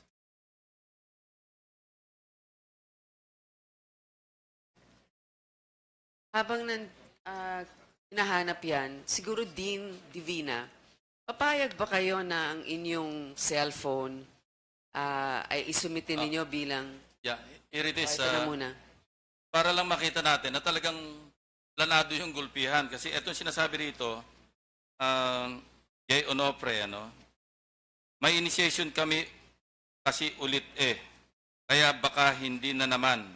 And then blip. Of course, daming sumasali mga bobo at madhaha.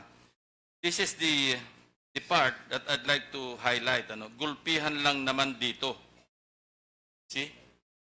And yet, in a manifesto that they circulated, manifesto with the alumni of the Aegis Juris Fraternity decry the alleged hazing incident that has allegedly led to the death of Atio Castillo III.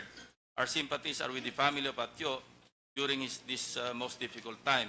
We call on those who have personal knowledge to come forward and shed light on the incident. Ano ba to? Pang propaganda lang ba ito? Because nobody has come forward, obviously. And there's a call. We call on those who have personal knowledge to come forward and shed light on the incident. So obviously, nobody's listening to the call. Yes, please proceed. Ayan yung Ito nga siguro Mr. Chair, ito nga nung tinatanong ko si Dean, are you willing to disclose your cell phone number to this committee, not in public but to us, and to submit, are you willing for the National Telecommunications Communication and NBI to trace your calls and text messages during the time surrounding the death of Atio? Sure, Mr. Chairman, but except of course my clients because they're entitled to confidentiality. But conversation, text message with any of the persons present here, no problem, Mr. Chairman. Okay, Mr. Chair, we take note of that. That the Dean is waiving the rights and he will so submit. directed. So we will ask for your cell phone number. Thank you for your cooperation, Dean.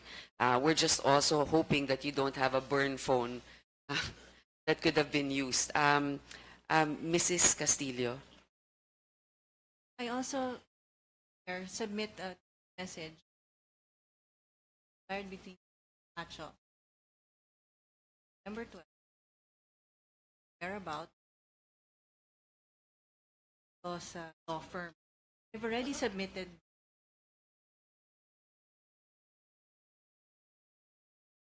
Meaning the law firm, the Divina law firm. but that I called him up, parking the car. I told him, where will you be parking the car? And he, they'll be providing me parking. Kasi sabi niya, during his service, so-called service, during the initiation. Just to clarify, ma'am, when he said he's in the law firm prior to the initiation, I asked him when Buendia or in front. and what law firm is this? Bank Pacific Card, I would assume a law firm. That's the location in the Yes. general area. Okay. Chair, can I please respond? Mr. Chairman, just for the record, we also submit the CCTV footage of our office. We saw 16 CCTVs in our office, and this will prove that Atio never set foot in our office. It shows my activities from 7 o'clock in the morning up to 3:30 p.m. In the time, I went to the CR and I went to my own chapel. We're submitting it also to the Senate, Mr. Chairman. Okay. Maybe also the building itself, General. I'm familiar with that building sa Pacific Star. Maybe you can ask the footage. Maybe they did not enter the office, but they could have met in the ground floor for pick-up point. Ayon. Yes, Mr. Chair, I'd like to clarify because earlier we made a motion and we voted upon second the motion on contempt against Mr. Bala. He still has not answered that question I asked him initially. Will we Would like continue to or give him give him- another chance, because ito yung section 19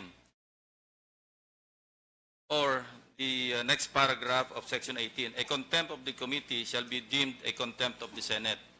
Such witness may be ordered by the committee to be detained in such place as it may designate under the custody of the sergeant at arms until she agrees to produce the required documents or to be sworn or to testify or otherwise purge herself of that contempt.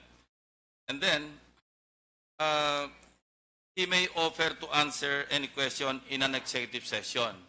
So if you wish to purge yourself of the contempt citation, Arvin, we're giving you another chance to answer the question propounded to you by Senator Po. Oo, kasi Arvin, nasagot mo na, nakasama ka nga dun sa Manila Hotel incident. At dahil nga miyembro ka nitong fraternity, simple lang naman for the record, miyembro ka ng fraternity, ikaw ay officer ng fraternity, sagutin. Kasi nagbibigay ka ng mensahe na hindi mo siniseryoso ang pagdinig na ito kung yung mga napaka-basic na mga tanong ay hindi mo man lang masagot. You know what, counsels? I think you should advise your clients very well. Weigh the consequence of being cited in contempt and being detained.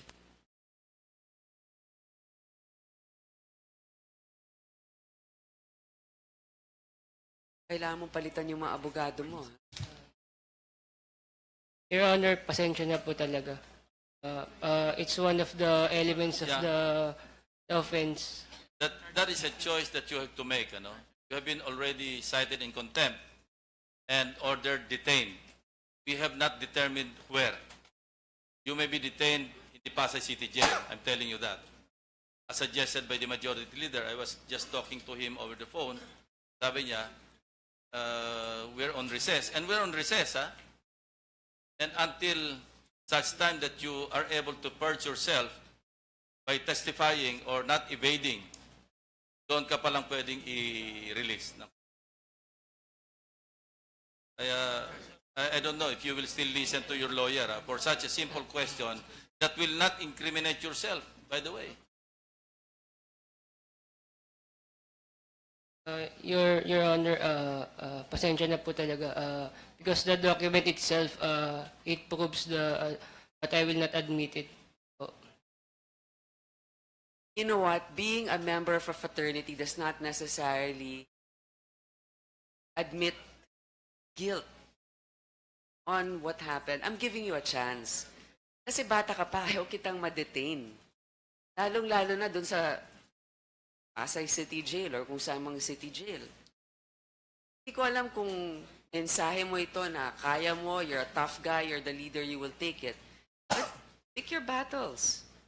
Mahaba-haba pa tong laban na to.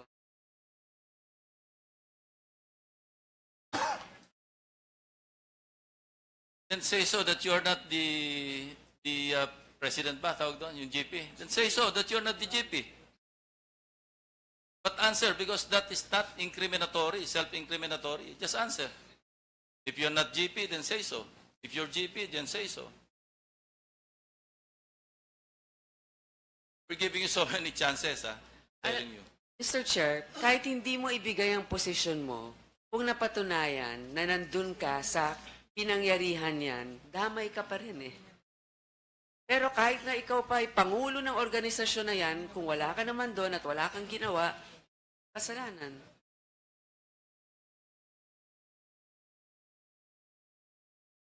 Proceed to other Yes, Mr. Chair. matters. Okay. Sige. So that would be all, Mr. Chair. And I think until the end of this hearing, let's give him a chance. But otherwise, I think we need to make good on our threat.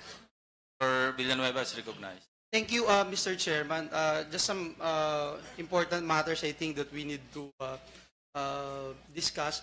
A while ago, we were talking about the thread, and I think it would be better if we could put into the record some exact words na binanggit po dito sa thread na ito.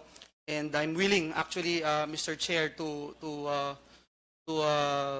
read all this just to establish, Mr. Chairman, itong cover-up, obstruction of justice, maaaring magamit siguro ito sa perjury, dun sa maaaring disbarment cases na kakaharapin ng ilang mga abogado nila.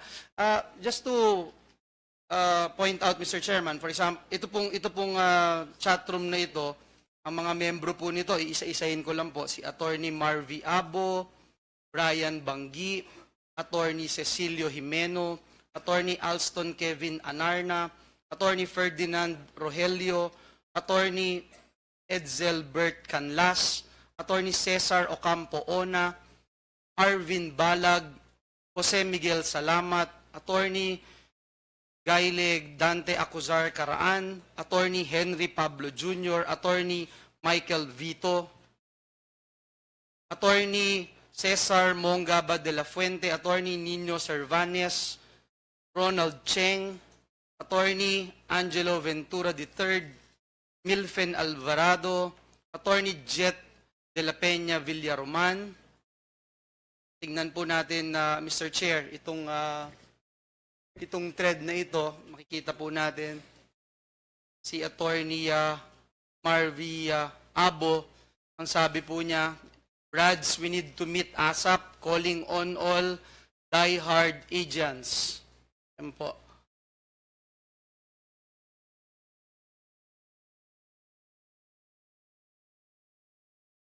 Puntahan po natin yung pangalawa. Sabi po ni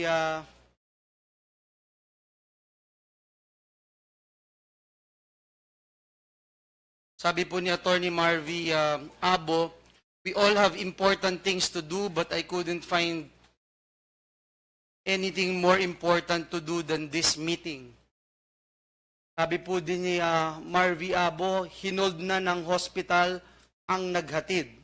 Sabi naman po ni Attorney Rogelio, nangyari ba yung sa tingin kong nangyari after reading the last two posts sa frat page? Sabi naman po ni Mr. Marvy Abo, pinauwi ko na GP Arvin. Ayan na po yung GP Arvin sa Subic. Nasa ospital na ang bata. Next slide.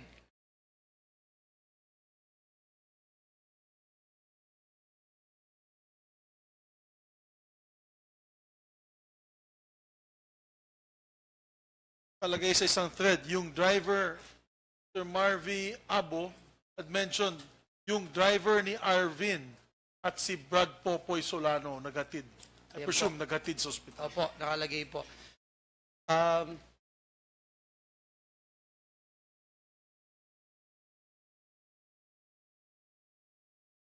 Ito po, sabi ni Bonget Rogelio, buhay pa ba?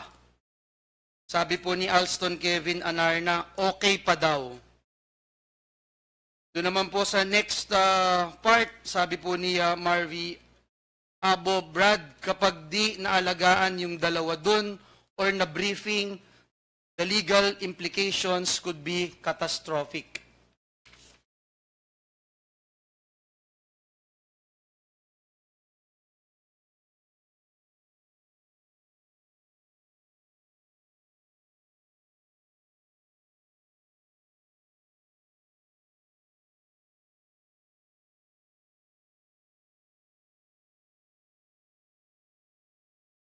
Tuloy ko na lang, Joel. Big salamat. Saang Starbucks to? Brad, pag na-media si Popoy, Popoy is John Paul, di ba? That's your surname. That's your nickname. Okay. Baka may makakilala agad sa kanya na agent siya. Now, here, Alston Kevin Anarna, I think we should inform right away Big Bro. I'd like to ask Mig. Salamat. Sino si Big Bro? Honor, big brother refers to an elder brother. Who? Nothing specific. Sa Big Bro. Basta big bro. Lahat ng parang upper class Big Bro? Yes po. Yes po, Your Honor. Attorney, andito ka rin sa thread eh. Ikaw nagtanong kung buhay pa. Yes, Your Honor. So ano yun? Sino si Big Bro? But, Your Honor, I was part of the conversation during the first part only. And Hindi, magkasunod lang oh. after my last post, Your Honor, to be honest, Your Honor, I was not, although my name appears in that conversation, I was not particularly giving attention to it, Your Honor, towards the latter part. Tuloy mo na, Joel. Thank you. Slide, sabi naman po ni Alston Kevin Anarna, I think we should inform right away, Big Bro, may CCTV daw ng barangay sa Waning. Nakatutok sa Frat Live. I suppose that's the Frat Library. May concerned citizen daw nakamotor. Nakita may binubuhat na parang patay sa sasakyan. Nakabalot daw ng kumot sa tapat ng Frat Live. Sabi naman po ni Alston Anarna, kinausap lang guard sa tabi ng FL. Frat Live. We ask, with the permission of Senator Villanueva, but we asked General Colonel if we got the statement already of the guard that they talking about. Yes, Your Honor, we were able to get 2 witnesses in the area near the Frat Library saying the circumstances relating to the body of Atio being brought out by alleged members of the Aegis Juris fraternity. So we have that already on record, and the same will be submitted to the DOJ investigating panel, sir. Presume they'll also be able to recognize faces and personalities, including the driver, supposed driver of Mr. Trangia. We'll have to wait for the official verification of the identities of the drivers of Trangia, and then we'll have to show it again to them for validation, Your Honor. But he was able to identify at least some of the Aegis Juris members present here, Your Honor. Thank you. Let me go back. Ito naman po, si Attorney Cecilio Jimeno. Sabi po niya, Novotel, Brian, nasa lobby pa kami. Sabi po ni Ces Jimeno, 3rd floor, Business Center. Next slide. Si Attorney Edsel Bert Canlas. Siya po yung paring Edong. San ka na batch? San kita puntahan? Naka-frat shirt ako ha, punta ko dyan.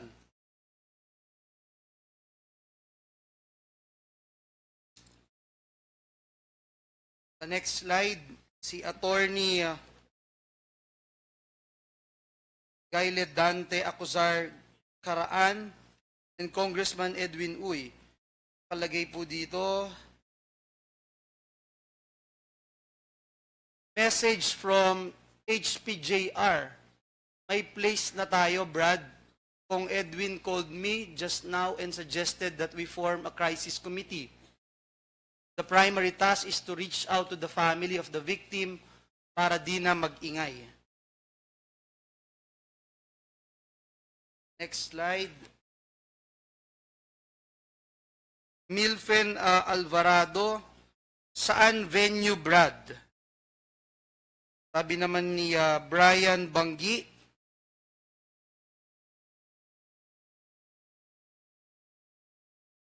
tuloy ba kayo sa amin?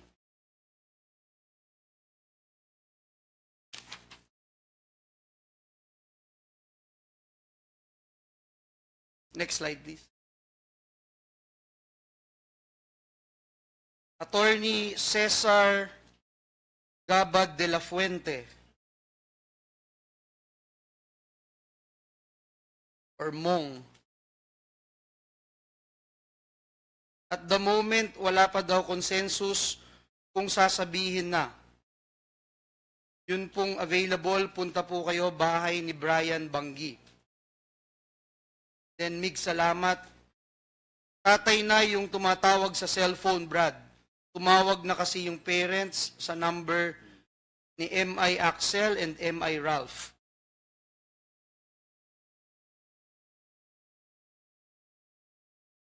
Mig, salamat. Brad, flood na ng messages laman ng cellphone. Nung Brad na yon, puro from mom and dad. Lagpas na rin sa daliri ko yung missed calls. Sabi naman ni Attorney Alston Kevin Anarna, Brad, may kaya yung family niyan. Bukas, makakakuha na sila search warrant sa frat live. Sana malinis na.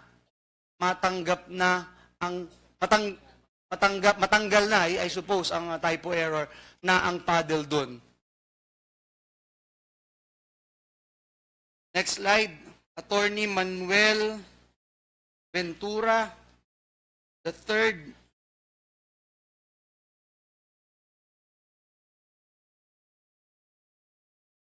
Kaya nga, it is better to tell the parents tonight para matemper kahit konti.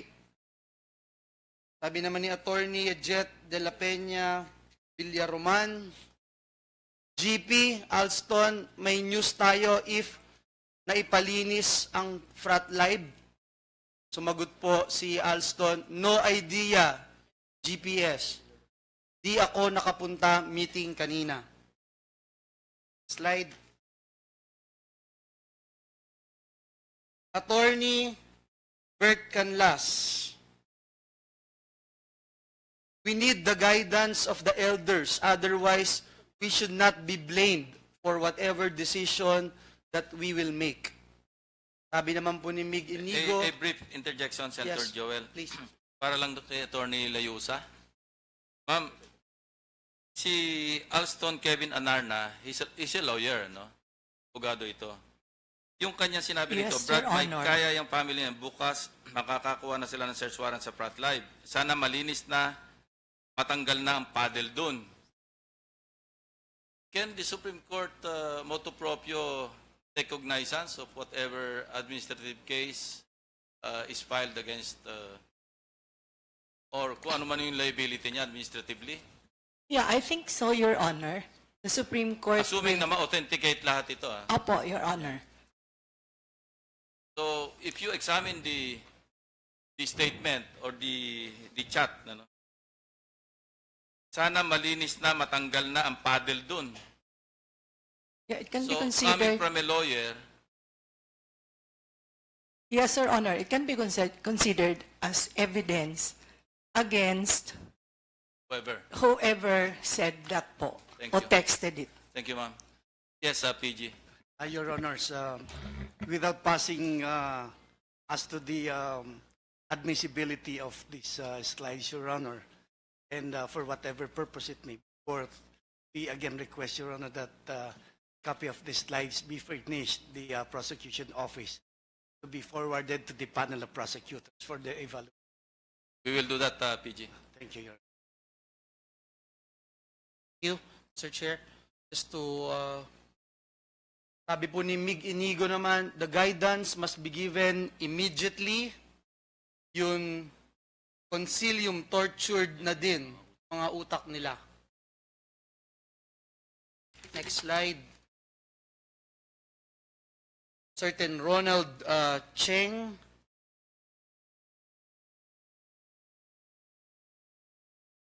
By the way, Ronald Cheng, I believe is a court legal researcher, second division, clerk of court, Supreme Court. Are you familiar? So, this is Ronald Cheng. Yes, Your Honor. He's the staff of the second division, the Supreme Court. Thank you. Thank you, ma'am. The clerk of court, it is headed by Attorney Maria Lourdes Perfecto, the clerk of court of the second division. With the permission of Senator Joel, no? Attorney, itong si certain Ronald Cheng is very prevalent in these conversations in the later part. I just cite one instance where nakita ko na ang CCTV. Nag-recon na din ako sa lugar. Hindi tayo covered ng CCTV barangay. This is after the incident. Madam, so I hope that act on this, and I'm sure Senator Joel will continue with this conversation. Senator Joel? Yes, Your Honor, I have to check if he is already a lawyer and has taken his oath. Otherwise, if he is not yet a lawyer, when he took the bar, that will be the time that the Supreme Court will allow him to take the bar conditionally. If he's not a lawyer, he cannot be disbarred. Yes, Your Honor. Yes, but that's correct, Mr. Chairman, but he's an employee of the Supreme Court. Is that not so? So at least a suspension is adequate while this investigation is pending, or at least a voluntary leave of absence. No, Your Honor. I know how you will answer, attorney. Not too fast, no? Not yet. Not yet. He cannot be disbarred or a case filed against him before the Supreme Court because he is not yet a lawyer.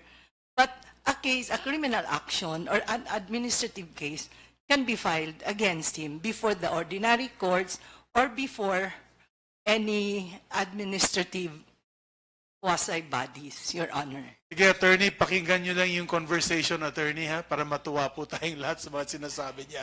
Kasi member po na ng Supreme Court. He's an employee, am I not mistaken? Yes, he's an employee. Well, there you go, ma'am. So just listen to this conversation. General Coronel, how fast can you authenticate this? We're hoping that before the next scheduled preliminary investigation, we'll have the results from May our authenticate anti-cybercrime groups, Your Honor. So by then, this can form part of the evidence to be appreciated by the DOJ, di ba? Yes, Your Honor. We'll submit it to the DOJ by that time, Your Honor. Thank you. I think ang point ni Senator Migs, Mr. Chairman, is that kahit hindi to court employee o Supreme Court employee, obstruction of justice to napakaklaro and it's a criminal offense. Let me just continue, Mr. Chair, as read a while ago by Senator Migs. Sabi ni Ronald Cheng, nakita ko na yung CCTV ng barangay, nilapitan ko yung tanod na contact ng Brad dito sa atin, plus nakita ko din yung mismong monitor, hindi covered ang front live ng CCTV. Sabi naman po ni Milfen Alvarado, close ni Dux Arian, yung kapatid na babae. Mula nung tinext ko kanina, yung whereabouts sa body ni Brad Horacio, an hour later, may pumasok na info na napuntahan na.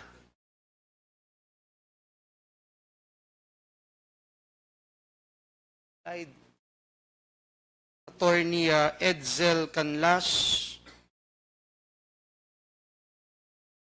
paring Edong, for me, denial, never ever give any hint. Sabi naman po ni Mig Salamat, pero kasama ko si GP Arvin Don Brad. Once na nalaman na member ako, I'm assuming na maku-question ako and ako ang last recognized consilium in UST.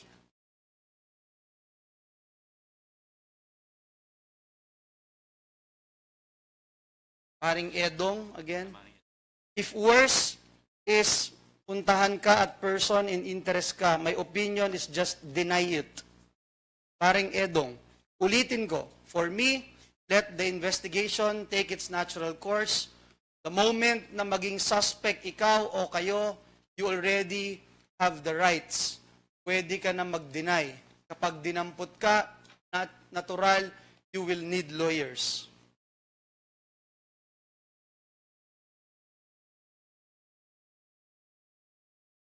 Big salamat. Dedenay ko ba na member ako? Di ko alam gagawin ko, Brad.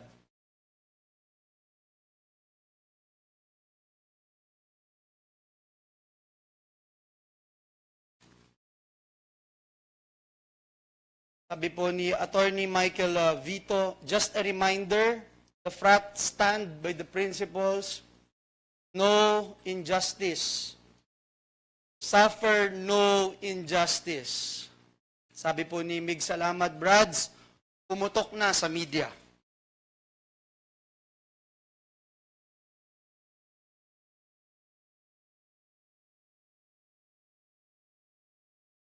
Milfen Alvarado, ano kaya yung hawak na papel ng parent? I hope hindi yan yung flyers.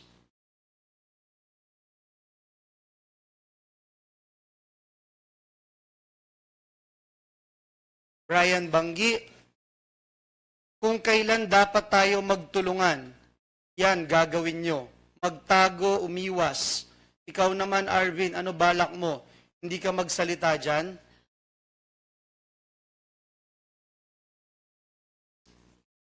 Arvin Balag, naghahantay Brad kung anong sasabihin ng elders. Yan ang usapan sa chat ng mga GP. Marvy Abo, he's in constant communication with us, Brad. Our priority is not to talk to the persons involved, but the persons behind the scenes. And tayo yun, bro.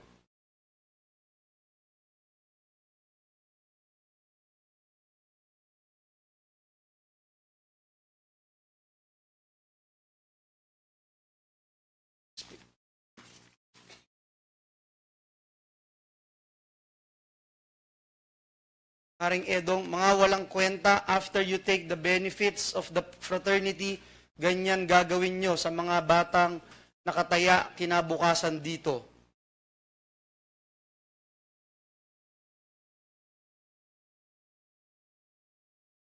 Next.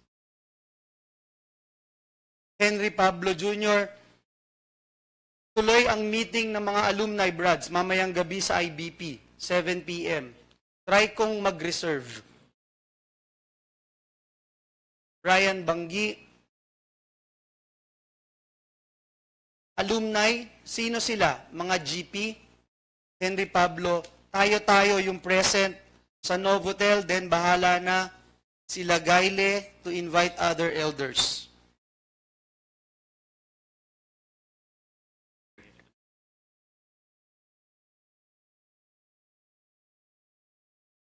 Attorney Marvy Abo, I move that the 7 p.m. meeting be moved to 1 p.m.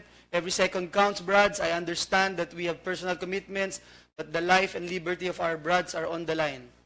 We are moving too slow and talking too much without any concrete plans. The student Brads are not just our concern here, but their parent as well. Parents are already making their own plans. I've talked to some of the parents of our Brads. All that I can give them is a general plan without any specifics. This what they're looking for. May I respectfully ask if there is one senior Brad or founder who will attend the meeting today?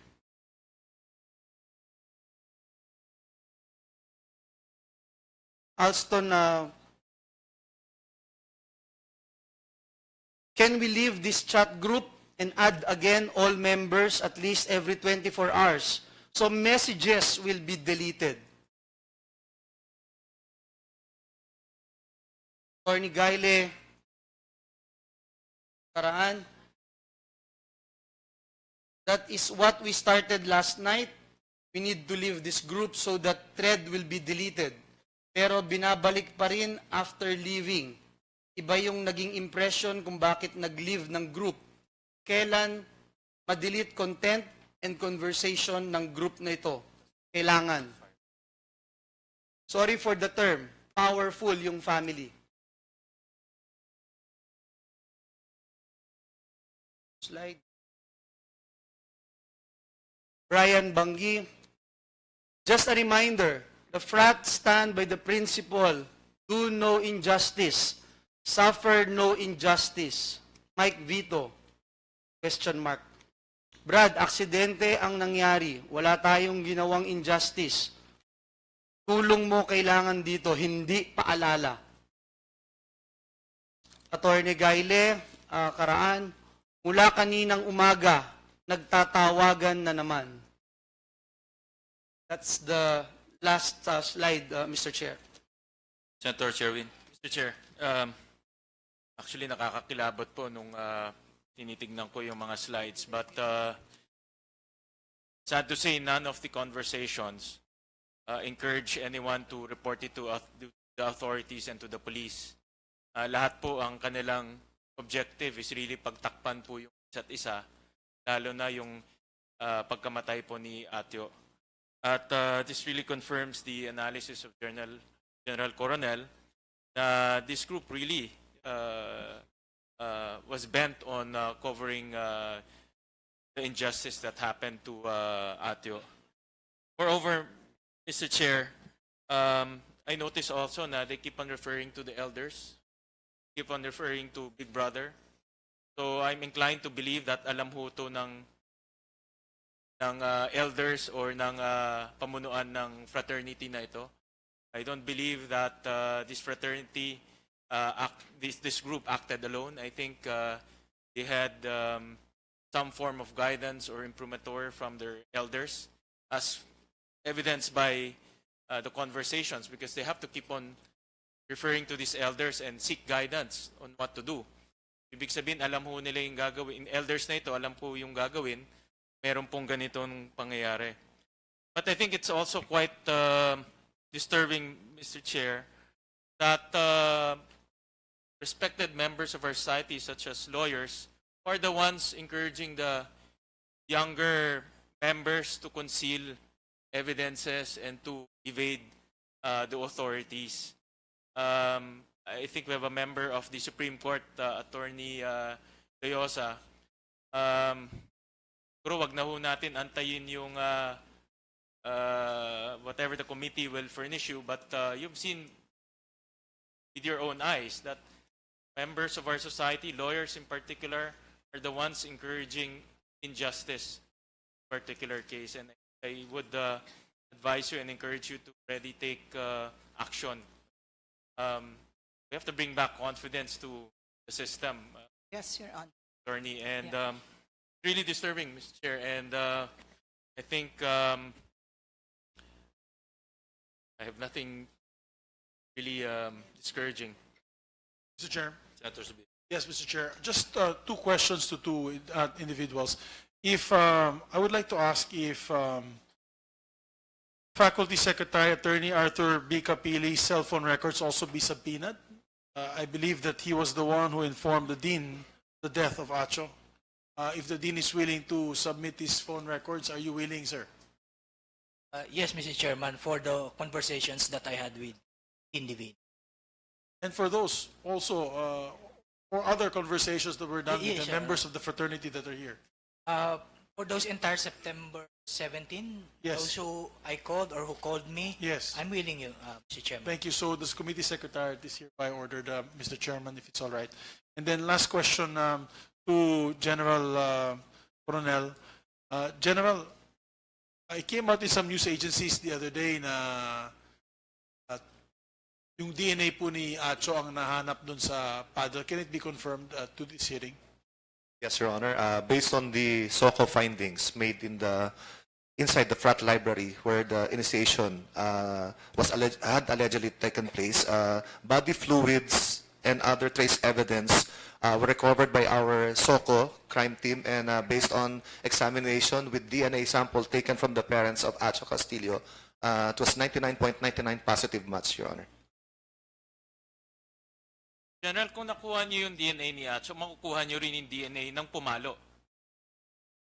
That will be possible, Your Honor, provided that will be given specimen samples from those persons who we believe will be involved in So that Solano initiation. identified some people, some of them were present during that time, And I would mention them again, Mr. Chair, if you kind indulgence. The Mr. Arvin Balag, Mr. Mark Anthony Ventura, Axel Hipe, Oliver John Onofre, Ralph Trangia. Ito yung particularly na-mention ni Solano and a certain Dan and Zach. Dito sa mga na-mention ko, willing ba kayo magbigay ng DNA para ma-clear yung pangalan ninyo? Siguro lahat kayo ang nasa isip nyo, hindi kayo kasali dito. With the kind indulgence to Chair, Mr. Balag, ikaw ba ay willing magbigay ng DNA right now?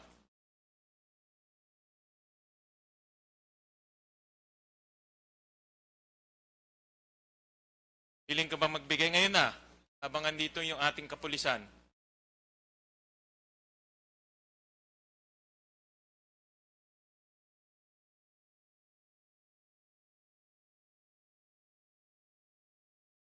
Mr. Chairman, before he responds, because I have to leave flight to Mindanao, we just like to put on record, not all the people who mentioned by Solano in his testimony, although these are the most damaging because we have an eyewitness of these people that were there, but it's possible that many of the members of the fraternity had left when they found the situation of, or after the situation of Atio Castillo.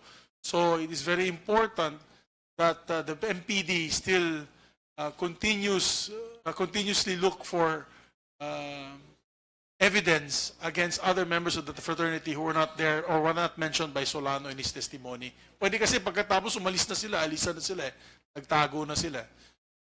But I'd like to remind these gentlemen and ladies or gentlemen that were mentioned by Popoy Solano that mabigat yung hinaharap niyong mga kaso. May repeat again, Mr. Chair. Mr. Balag, payag ka may bigay yung iyong DNA ngayon din sa ating mga kapulisan para ma-clear yung pangalan mo?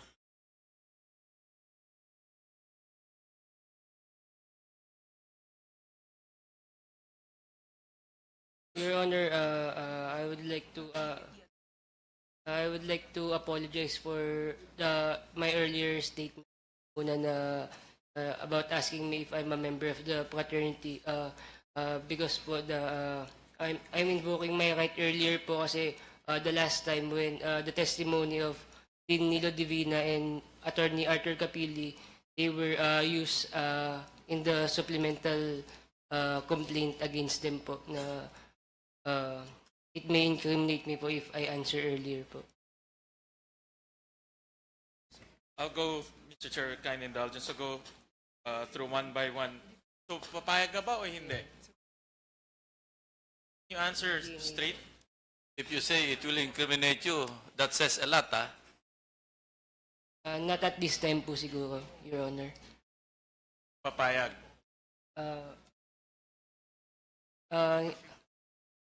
Just to clear your name. At this time po siguro, Your Honor. I'll go to the next person, Mr. Chairman. Si Mark Anthony Ventura. Are you willing to give your DNA right at this moment to clear your name? No. Axel Hipe. Same.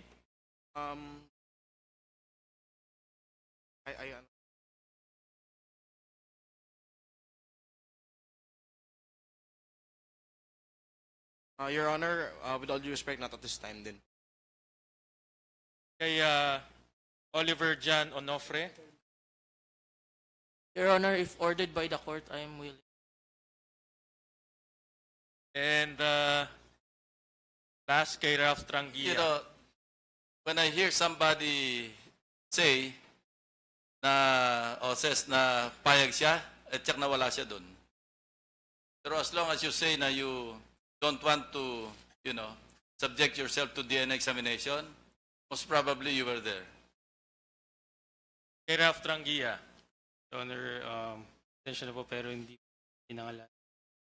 And antayin ko na po yung proseso sa DOJ. Alam niyo sa isip ko, lahat ng minensyong kanina, lahat kayo kasali sa mga malo. ng Senator Gatchalian, ang binanggit mo, sinabi mo, although my name was not mentioned by Popoy Solano, but the getaway vehicle, the vehicle that delivered the body to the hospital, if proven correct, is yours. Mabigat yan, my friend.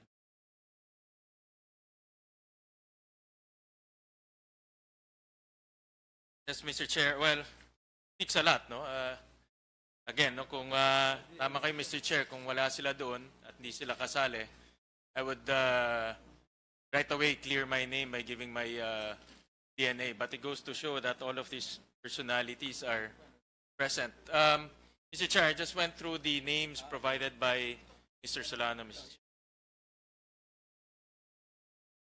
All right. Mr. Chair, I'll go through the list, no? Na nandito po. Nandito ba si Min Wei Chan? Wei Chan here? Are you willing to give your DNA, Sir Min Wei Chan?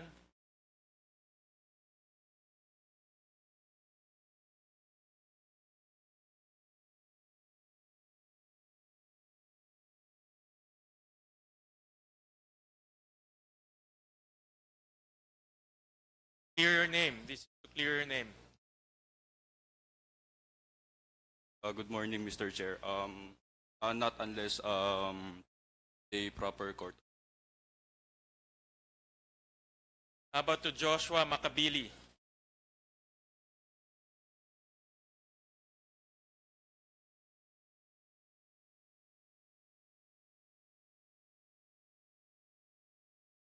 Not as of the moment. Ito, mahulog ako sa upuan pag hindi payag. Si Jason Robinos. I would gladly go by the test, Your Honor. Congratulations, Jason. When I hear somebody say na mag-undergo, sa akin, in my mind, clear kagad eh. Being an investigator.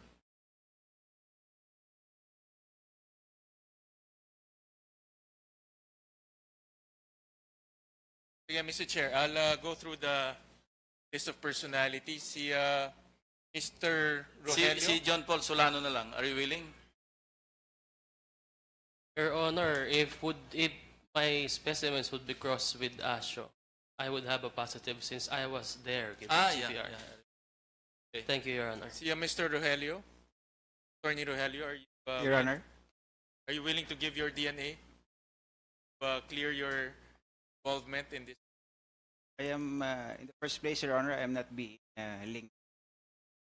So there's no reason, Your Honor, for me to give my... Yeah, but it's just a question. Yes or no lang naman. No, Your Honor, no. Mr. Santiago? With all due respect, Your Honor, not at this time. Kay Mr. Salamat? Whatever, please. Are you willing? Yes. To Mr. Padro? Yes, po, Your Honor. Mr. Celientes? Yes, Your Honor. And Mr. Chair, may I direct with kind indulgence of the chairman, direct the committee secretary to take note of those personalities who willingly obliged to give their DNA right at this moment. I think General Coronel also, please take note of this discussion. And those na ayaw magbigay ho, pakitake note na rin po. No? Thank you, Mr. Chair. Dr. Garcia, were you on duty in the morning of September 17 at the Chinese General Hospital? Sorry, sir. I'm the assistant chief. I have with us our duty Dr. Clark and the duty nurse and the guard. So Atio, when he came to the... Okay, sino yung naka-duty? Chief nurse? I brought everybody starting from the guard, the two nurses who... and they were actually there when Atio was brought to the Chinese even the one who interviewed Mr. Solano. Okay. And even the one who saw the driver of the... So can we hear their testimony Yes, and sure. describe to us what transpired in the morning of September 17? Maybe we could start from the... Yes, please. The triage nurse first. Okay. Your Dr. I am Mark Anthony Chua, emergency room staff nurse of Chinese General Hospital po. Kindly narrate, kindly share with the committee what transpired in the morning of September 17. Your Honor, around 9 a.m. po, may lumapit po na lalaki sa amin na medyo may kalakihan po ng konti. And he is here. Yes, Paki-identify mo lang siya. si Sir John Paul po. So he was there. He was the one who approached you. Yes po. Okay, sige, tuloy. Tapos tinanong po niya na may nakita daw po kasi siyang body na sa may tondo daw po. Naghanap daw siya ng yosi. Tapos sa dami daw po ata ng truck na dumadaan, natanggal po yung pagkakabalot. Tapos tinanong niya rin ako na if ever daw may dalhin siyang patient, ma-hold ba daw siya. Then sinagot ko po siya, opo, kasi custody na po niya yung patient kasi siya po yung nagdala. Yun po yun, Your Honor. Wala ka na nakitang ibang tao? Patients focus po kasi kami, Your Honor. So after po namin i-transport yung patient from dun sa red na sasakyan through the stretcher, dire-diretso na po pinasok at saka nakafocus na lang kami sa mismong patient. So aside from Mr. Solano, wala ka na nakita pang iba? May nakita pero hindi ko po namukaan. But more or less you can describe. Bakit hindi mo namukaan? Hindi po kasi kaya nga po nasabi ko, nakatutok lang po kami sa patient at that time. Yes. Hindi mo nakita yung red pickup? Yun po yung pinagsakyan po, Your Honor, ni Atio. Yung kung saan po namin siya Yes, kinuha. Dr. Garcia. For your information, Your Honor, kasi the car, the pickup truck was not parked at the emergency room. It was parked far away from the emergency sa parking area. So Is that normal? No. It's Dapat very pagka abnormal. emergency, Yes. doon ka mag-scratch Yes, pa yung gulong mo, di ba? That's Dahil why, emergency. that's why, Your Honor, we send, under the protocol, the triage nurse should not leave his post. So he asked his superior, nurses there, to go and see what's going on the pickup car. And they are here. They are here. Pakitawag nga. Kindly administer the oath, Comsec, to nurses. So sila yung lumabas papunta sa pickup truck. Yes po, Your Honor.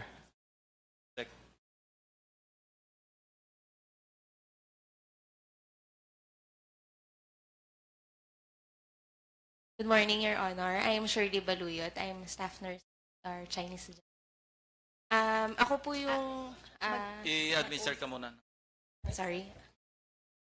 Okay na kayo? We're done na po. Kanina? Yeah, no, Okay, sige. Proceed. So, yun nga po. So, nung si Mr. Solano po lumabas, pumasok po siya ng ER namin. Tapos nagtanong po muna siya dun sa triage. Then, narinig ko po yung description niya kasi na may parang unresponsive nga daw po yung pasyente, ganyan. Nung narinig ko po yun, lumabas na po ako. Sabi ko po kung nasan yung pasyente. So, tinuro niya po na nandun daw po sa parking. Medyo malayo po talaga yung pagkakapark ng sasakyan from the entrance ng Chinese. Tapos, doon ko po nakita ko po yung red pickup na sasakyan. Tapos po, binuksan ko po, nakita ko po yung lalaki nakahiga doon sa bandang likod. May nakita ka ibang tao doon sa Yung malapit sa driver pickup? lang do. Yung driver lang po. Makikilala mo? Yung driver. Hindi po buo, pero yung description niya, like maputi, pero yung mismong mukha, hindi ko na po masyado Pero once na makita mo, halimbawa naimbita namin dito, makaharap mo, maaaring makilala mo. Sino yung susunod? Ano yung naging participation mo? Pakilala mo lang sarili mo. Good afternoon, Your Honor. I'm Mary Chandeliti Merced, senior nurse at that time po. Di bali po nung nakita ko po si Solano, kasi katabi ko lang po si Mark Chua sa station. Nung narinig ko po na unresponsive po yung patient, pinuntahan po namin ni Shirley Baluyot po sa parking lot. Doon ko po nakita yung red pickup van na nakabukas na po yung likod. Tinanong ko po yung kasamahan ko kung kamusta na po yung patient. Sinabi naman po niya na wala na pong pulse, tsaka matigas na po siya. And then, hinarap ko po si Solano, sabi ko po sa kanya, na kailangan na po namin ibaba yung patient sa emergency room. Tapos nung nasa ano na po, sabi ko po sa kanya na wag niya pong iiwan yung pasyente kasi nasa custody na po niya na kailangan hindi niya po iiwan hanggat wala pong mag-claim na relative po dun sa body. Wala ka nakita ibang tao? Yung driver lang po. So dalawa lang sila doon sa pick-up. Si John Paul Solano, si Popoy at saka yung driver. Actually, Your Honor, hindi ko po nakita na kasama po ni Solano yung driver mismo doon sa pickup van. Nakita ko po si Solano mismo doon sa motorcycle po niya. Kasama kayo na nag-move ng stretcher papasok doon sa loob? Pinasok ba yung pick-up truck? Hindi na rin. Ano po, doon lang po sa harap ng ER, Emergency Room Department. Doon yun na nilipat sa stretcher. Yes, Your Honor. Doctor? Good afternoon, Your Honor. I'm Dr. Clarice Cledera, resident on duty that time. I was informed that there was a patient outside who was unresponsive. So we already prepared the things for resuscitation inside the emergency room. So once a patient was pulled in sa ER, I checked for the pulse, the heart rate, the breathing of the patient. So there was none, so we started resuscitation. We could not get proper information from anyone, just Mr. Solano, but he also does not know the patient well. So we resuscitated the patient, however, the patient didn't respond to the medications, the oxygen that we have. So after that, that's when we already examined the patient. That's when we that there were hematomas upper extremities, handle well on the chest, on the arms, and on the left was declared expired at around 9:20 of September 7. Would you say na yung postmortem has started to set in sa katawan? Anong condition? Yes. Medyo That time, as mentioned by one of my patient was quite. So ko ba yung magsabi ano yung more or less yung time of death?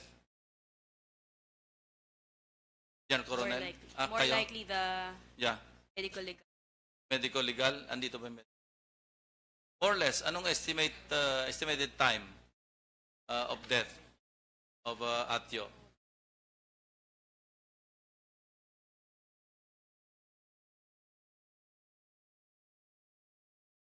Honor, I cannot estimate the time of death because when I see the victim, he was already embalmed. Mr. Chair, if I may lang, yun nga ho, no, sabi nyo nga po, na-imbalsa mo na bago yung autopsy. Yes, Your Honor. Do you have any idea kung sinong nagpa-imbalsa mo kaagad without pa nagagawa yung autopsy? Dr. Garcia? Dr. Garcia ulit. Actually, when the patient was declared dead, so he was, wala pa siyang pangalan, his name. And there's two homicide detectives from the police station who told us that they will put the body for autopsy. That's the reason the hospital released the body to them. The two policemen also Is the came body to the policeman? Yes, they came also with a funeral service. They took the body from. So it was the policeman? Yes, we had the name. Who asked for the body. Yeah. To be released, And during that time, sir, hindi pa ho naiimbalsa mo. O pwede sana na, but ho ganun kaya? Kasi ganito po yun eh. If there's a relative and we know the name, the position of the hospital is to keep the body until a relative will claim. But the patient came in as Mr. X, as told to us by Mr. Solano. He doesn't know him. General under Coronel, that, alam mo, this is a bad practice among policemen, ha? Kasi may suking punerarya eh. Pag nakakita ng nakarecover ng bangkay, una-unahan sa pagdadala sa funeral parlor na suki. we have the name of the two. Yes, sir. We are reviewing that protocol as of this time. This is not only relating to the Atio case, but also in other similar cases, Your Honor. Dapat may konting due diligence, di ba? Na ipagtanong mo muna among those missing persons, baka ma-identify pa yung pamilya bago idiretso kagad sa punerarya. And again, yung sa one of our informal meetings, you mentioned na meron kayong estimate as to the time of death, di ba? Yung between 4:30 to 6:30 ba? I want to find out because we want to establish the possibility na head Popoy Solano responded much earlier because the first time he was called, reluctant siya because he didn't know. Sabi lang sa kanya, punta ka rito. Tinatanong niya, ayaw naman sabihin. Kung ano yun, basta sabi niya, punta ka dito. So, kung yung first call sa kanya at around 6:30, hindi ba, Popoy? Kung 6:30, kung nakarating ba siya, kung nasave pa ba yung si Atio? I just want to explore that possibility, although it's too late, ano? But there are some lessons that can be learned here, eh.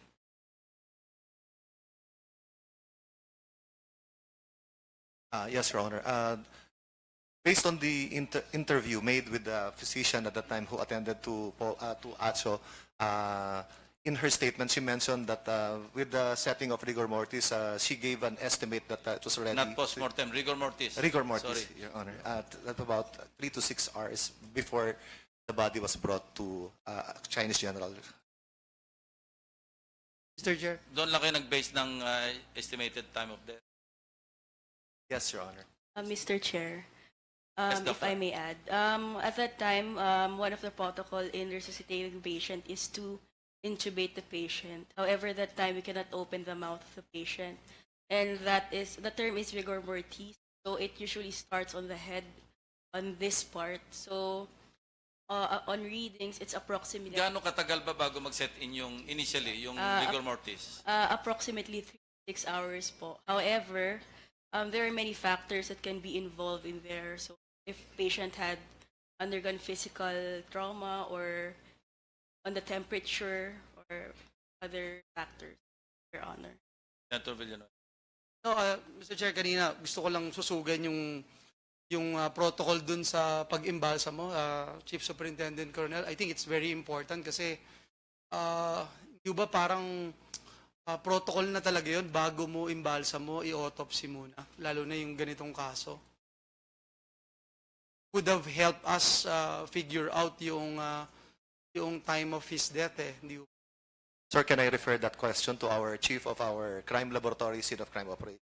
Please. Who's more familiar with the procedures on autopsy examination. Sige po. Thank We you. have here Superintendent Ronnie Foro, our chief of the MPD Crime Laboratory. Yes, and we're here in aid of legislation. That's why we wanted to know kung may kailangan pa bang gawin. Ituturo pa ba yun? Or automatic po yun eh? SOP po ba yun?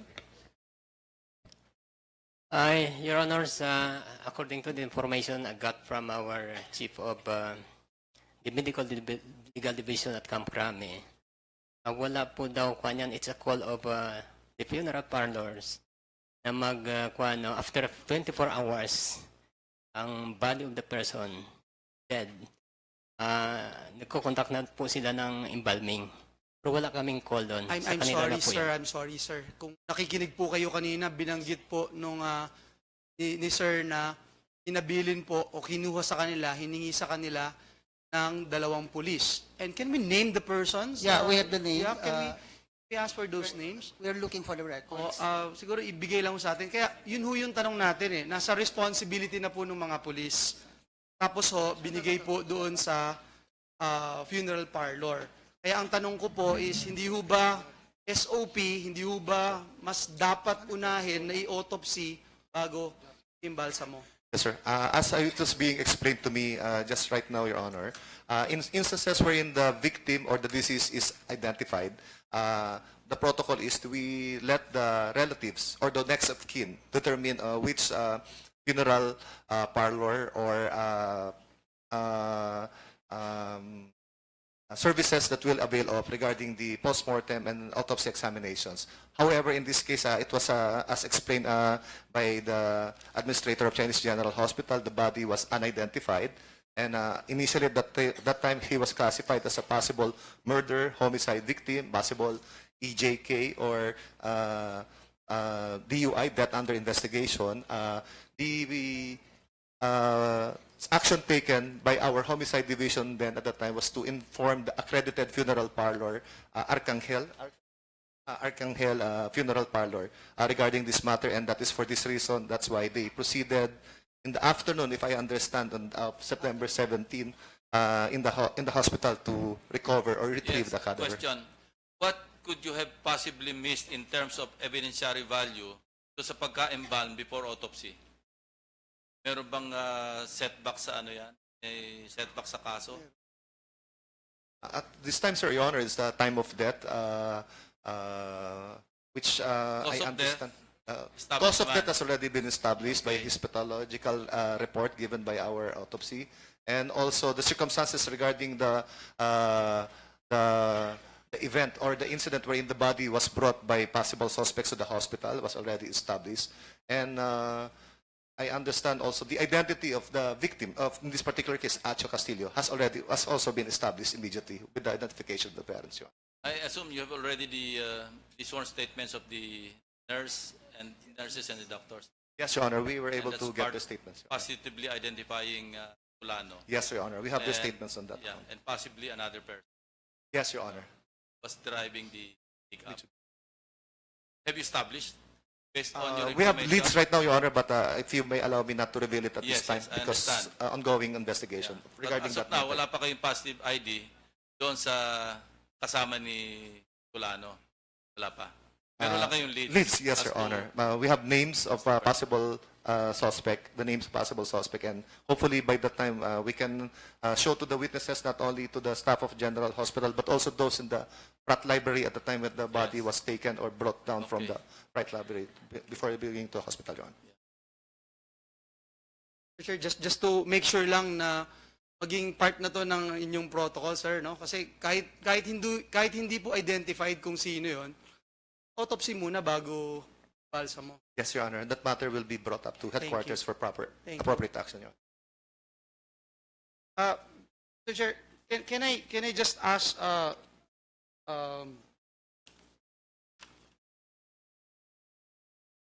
example si Ralph Rangia, you went to the United States, no? Oo. Were you the one who decided to leave right away, or that decision hindi lang ikaw kundi parents mo? Your Honor, pasensya na po, but I invoke my right against self-incrimination. Kasi po may kaso po ako tsaka yung magulang ko ng obstruction of justice, Your Honor. Okay, according to DOJ, you have yet to formally respond to their offer. If there is indeed an offer to become a potential state witness, has your family responded to that offer, or if there's any offer? I have no knowledge. Siguro tanungin natin mamaya yung DOJ. Kay Arvin, whose decision? Kasi kahit ayaw mo aminin, napaka-overwhelming na ikaw ang GP. Would you know kaninong decision to bring Atio to Chinese General Hospital and not to UST?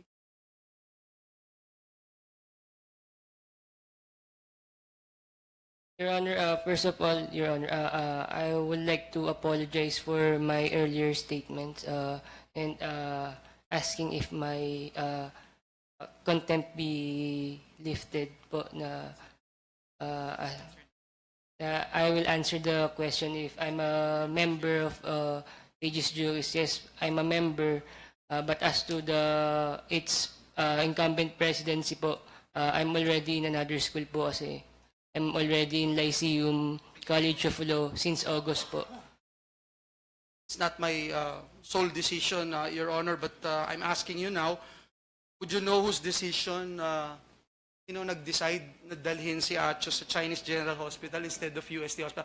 Kanina I was listening attentively kahit dun sa binanggit ni Mr. Solano sa executive session. Taga-UST ho ako halos dyan na ako lumaki 8 years po ako dyan. Alam na alam ko yung lugar po ninyo. Napakalapit ng UST Hospital. Kung walang traffic yan, walang 5 minutes yan. Matutulog ho ako dyan Chinese General Hospital. I wanted to know whose decision yun na dun dalhin sa Chinese General Hospital instead sa UST Hospital. As to that question po, I will invoke my right po against self-incrimination. Then your contempt will remain. Alam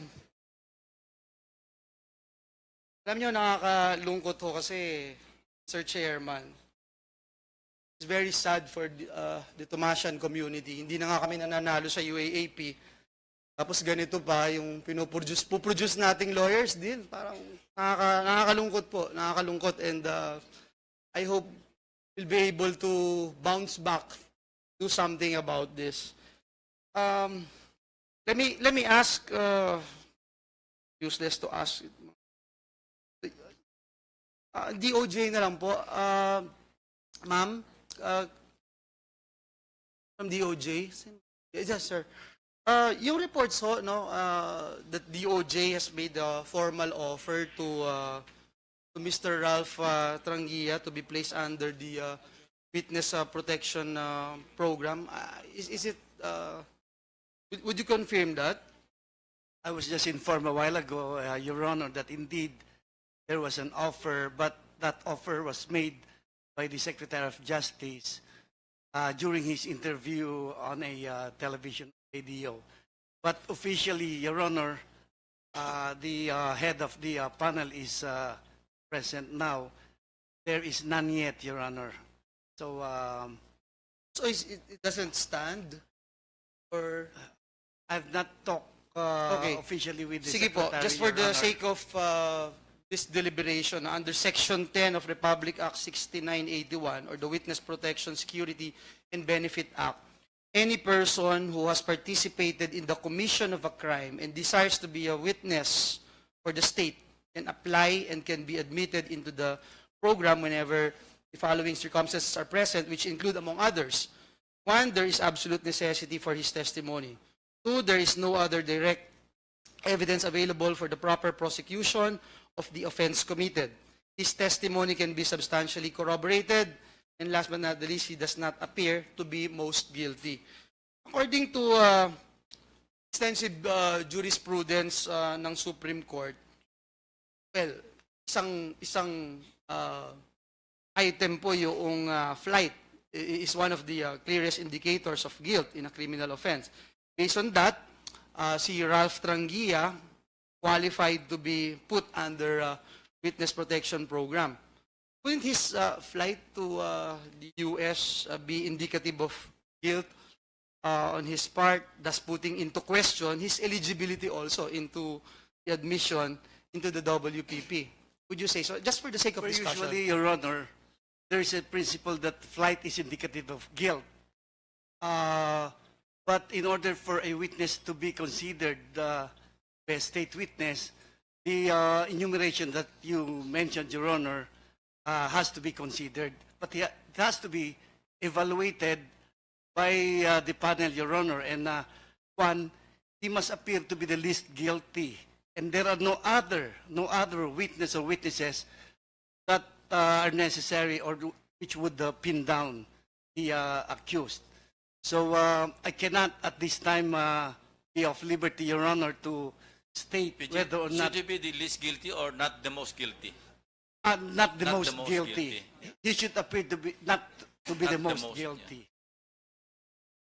Sir, other than that offer that you are aware of kay Mr. Trangia, meron po ba kayong inoferan pa na iba sa mga suspects or respondents dito po sa kaso na ito? Again, let me put on record na si Mr. Trangia is the only one who fled.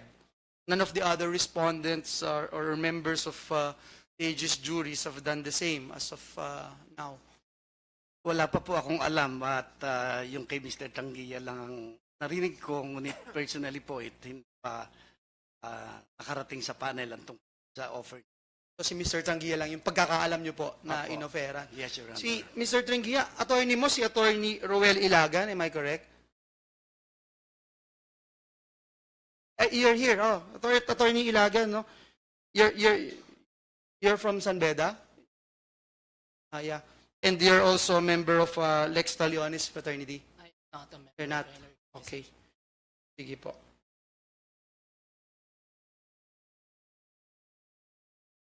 Offering a respondent or a possible suspect to be a state witness, di ba indication niya na mahina yung kaso? In your honest opinion, without preempting again the resolution about to be prepared by the panel of prosecutors, mahina ba yung kaso? Hindi pa po kasi natatapos yung preliminary but investigation. based on what you heard in this morning's, at least, yung based on what you heard in the testimonies, this morning's testimonies, mahina ba yung kaso? Your Honor, I o lumakas? would not be at liberty to divulge or to confirm Jigs, or ikaw na affirm. lang, General Coronel. I believe, sir, we have established probable cause to warrant the filing of charges against the persons involved, as mentioned in the Especially complaint. with the testimony of John Yes, Your Paul Honor. Solano. Right? Yes, Your Honor. Yes, Doctor. Your Honor, I would like to add some more information. 2 weeks after the incident, one of our janitors, while cleaning the comfort room, he found the ID of Mr. Solano, the ID of UST law ID, which we turned over to the MPD.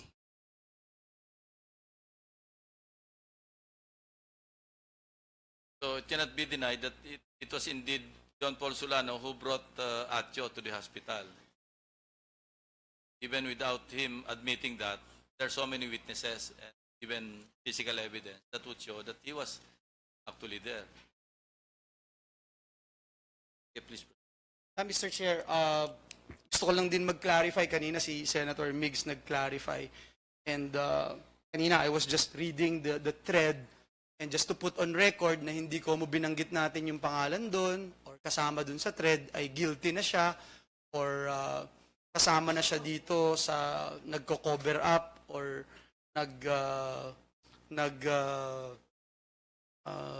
trying to hide itong mga pieces of evidence, etc.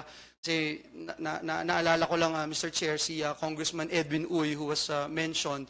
I know him very well, and I'm sure he will not allow himself to be part of a cover-up. At gusto ko lang i-put on record yun, Mr. Chair.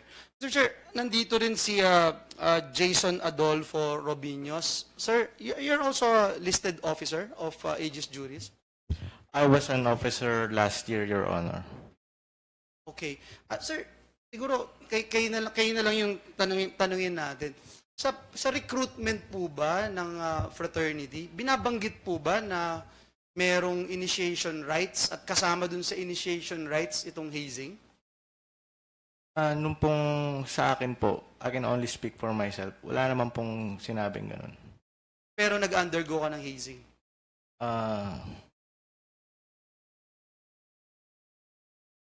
I already gave up my affidavit to the MPD and to the DOJ, Your Honor. It's all there.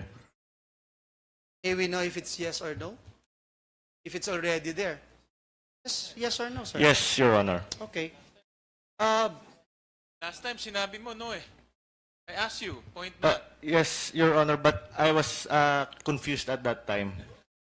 Simple lang yung tanong eh, na-hazing ka ba o hindi na-hazing? Sabi mo, no. At that time, I remember, sabi mo, that time, wala kayong hazing. I only said for myself, Your Honor. So that's why I asked you. I didn't ask anyone, but you. Yes, Your Honor. Now I have my affidavit, Your Honor, and I stand corrected. Why tanong ko lang, why Aegis Juris? Meron bang advantage in joining that frat? Why did you choose to join IG's jury? At that time, Your Honor, madami po kasing classmate ko noon na na nag-join. And So who okay recruited you? No one recruited me, Your You Honor. applied? I applied. Tanong ko lang, no? So, dun sa recruitment, sinasabi may initiation pero hindi binabanggit na may hazing. Sabi niyo po, in Yes, Your your case, di ba? So, siguro sa iba, nababanggit, sa iba hindi. Dito sa kaso ni Atio kasi, sa nakikita natin na records, pati yung mga binabanggit ng kanyang magulang, sabi walang hazing. So, nangyari ba sa'yo? For instance, in your case, nagulat ka ba? Napapaluin ka?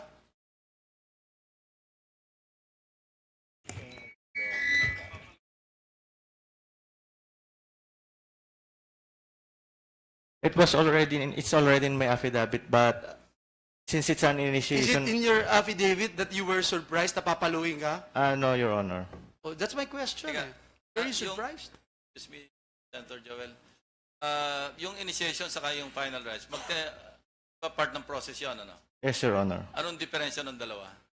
Sa final rights, I think it's the last right For po my yung education, kasi kami araw-araw final rights sa PMA. So, yung gusto ko lang malaman initiation sa po, Your Honor. I think it's the whole process from beginning to end. So, cite an example of things that they do to you during initiation. Uutusan po, clean cars, clean their rooms, magpapabili ng books. Yeah. And then in the final rights, Yun nasa affidavit ko na po yun. yun na yung... Ano bang ginamit sa'yo? Paddle or baseball bat or what? Nasa ano na po. Ano yung nasa affidavit mo? Pinadal po. Paddle. Ang itsura ba ng paddle yung pinakita namin sa photograph? Hindi ko po naka-blindfold po kasi ako, Your Honor. Even if you're blindfolded as a member, you already know that that's the paddle being used. Similar siguro, Your Honor. Were you ever part of any hazing activity? No, Your Honor. Siyempre, di ka amin. Ano tong concilium? What is a concilium? Yung concilium po yun yung parang officers po. Church of the fraternity. Yung recruitment, sino nagdi-decide nito? Siya re-recruitin natin? Or meron po bang, sa experience nyo, ilan yung percentage na lang nung nire-recruit tsaka lumalapit voluntarily to become a member? Parang equal po, Your Honor. Kasi may mga rin na lumalapit. Meron din naman yung nare-recruit ata. Sige. Who are required to attend the final rites aside from perhaps, I would think, the concilium, di ba? Anybody, Your Honor, can... Any member. Any member. But, sino yung required? Uh, Are yung members of the concilium required? No, not that I know of, Your Honor. Alumni members are sometimes invited? I don't think they're invited, Your Honor, but I don't know if they're invited or what. But as long, all I know is that if you're abroad, theoretically you can attend the initiation. Don't you think it's weird na kagaya nung sabi mo, hindi mo alam na papaluin ka? And I don't know, you would agree with me na na-surprise ka, papaluin ka na during that day. May mga times ba na ganun na hindi sinabi, papaluin na siya? Teka lang, hindi kasama yan. Hindi ako sasama na dito kung ganyan. Because alam mo yung danger na mangyayari sa'yo, di ba? Yes, Your Honor. May mga ganun bang pagkakataon na nagbaback out nung malamang papaluin sila? I cannot say for anybody else, Your In Honor. your experience, did you ever experience someone na nag-back out because of that? None in my batch, Your Honor.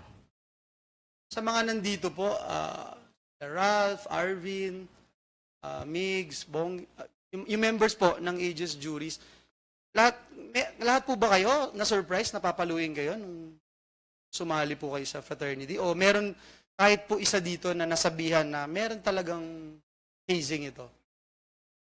Meron po bang gustong sumagot? Wala din, I guess. Anyway, sir, siguro yung last question ko na lang. Dun sa sinasabi ni Acho, welcome rights. Kasi sinabi niya sa family niya, tapos na yung paluan, wala nang hazing, iwe-welcome na siya. Do you think yung mga kasama ni Acho, aware sila? Aware sila na may mangyayari na final rights noong September 16, 2017? I cannot speak for them, Your Honor. Do you think they are aware as a member of Aegis jury na mayroong paluan na mangyayari? I am not aware kung, kasi last minute lang yung mga ganun sigurong planning, Your Honor. Kasi until such time na pwedeng mag-quit yung neophyte anytime. But if hindi mag-quit, alam mo na may paluan. Alam nung mga pupunta doon sa lugar na yon, kung saan kinoconduct yung initiation rights, yung hazing, alam nila na may paluan doon. Alam nila na meron silang labag sa batas na gagawin. Am I correct? Would you agree with me? I have no personal knowledge and I cannot speak for them, But would Your you Honor. agree with me, sir? Would you agree with me? You're a member of the fraternity, nandun ka sa lugar, may paddle na hawak, may nandun, dinaanan mo rin yung hazing, pagpalo sa'yo, are you aware na meron mangyayaring paluan? Would you agree with me? Of the specific event, Your Honor? Yeah. I cannot say, Your Honor, kasi to the last minute, you are not sure if I there think would you be... will agree with me na alam ng mga kasamahan at nandun na may mangyayaring paluan. Anyway, Mr. Chair, I will reserve my right to ask questions later. Okay. May tanong lang ako. I'd like to end this hearing on a nostalgic note. Ma'am, Mrs. Castillo, may nagsabi lang na, is it true that you're a direct descendant of General Malvar? Ano ba? Miguel Malvar? Yes po, Your Honor. Direct. So, siya yung great-great-grandfather? And you're also a descendant of Jose Rizal? Yes po, the youngest sister of Jose Rizal is my great-great grandmother. Nabutan lang kami dahil Atio pala, ganda ng kanyang genes, ano? And my father is a war hero. He served defended the Bataan. He's a death march survivor. Because of this, so trying to of service to. That note, we are suspending this hearing and you just be notified when will be the next hearing. Thank you very much. Somebody wants to say anything? Your Honor, may I be recognized? May I be recognized? Or we have already suspended the hearing. We gave you all the chances kanina.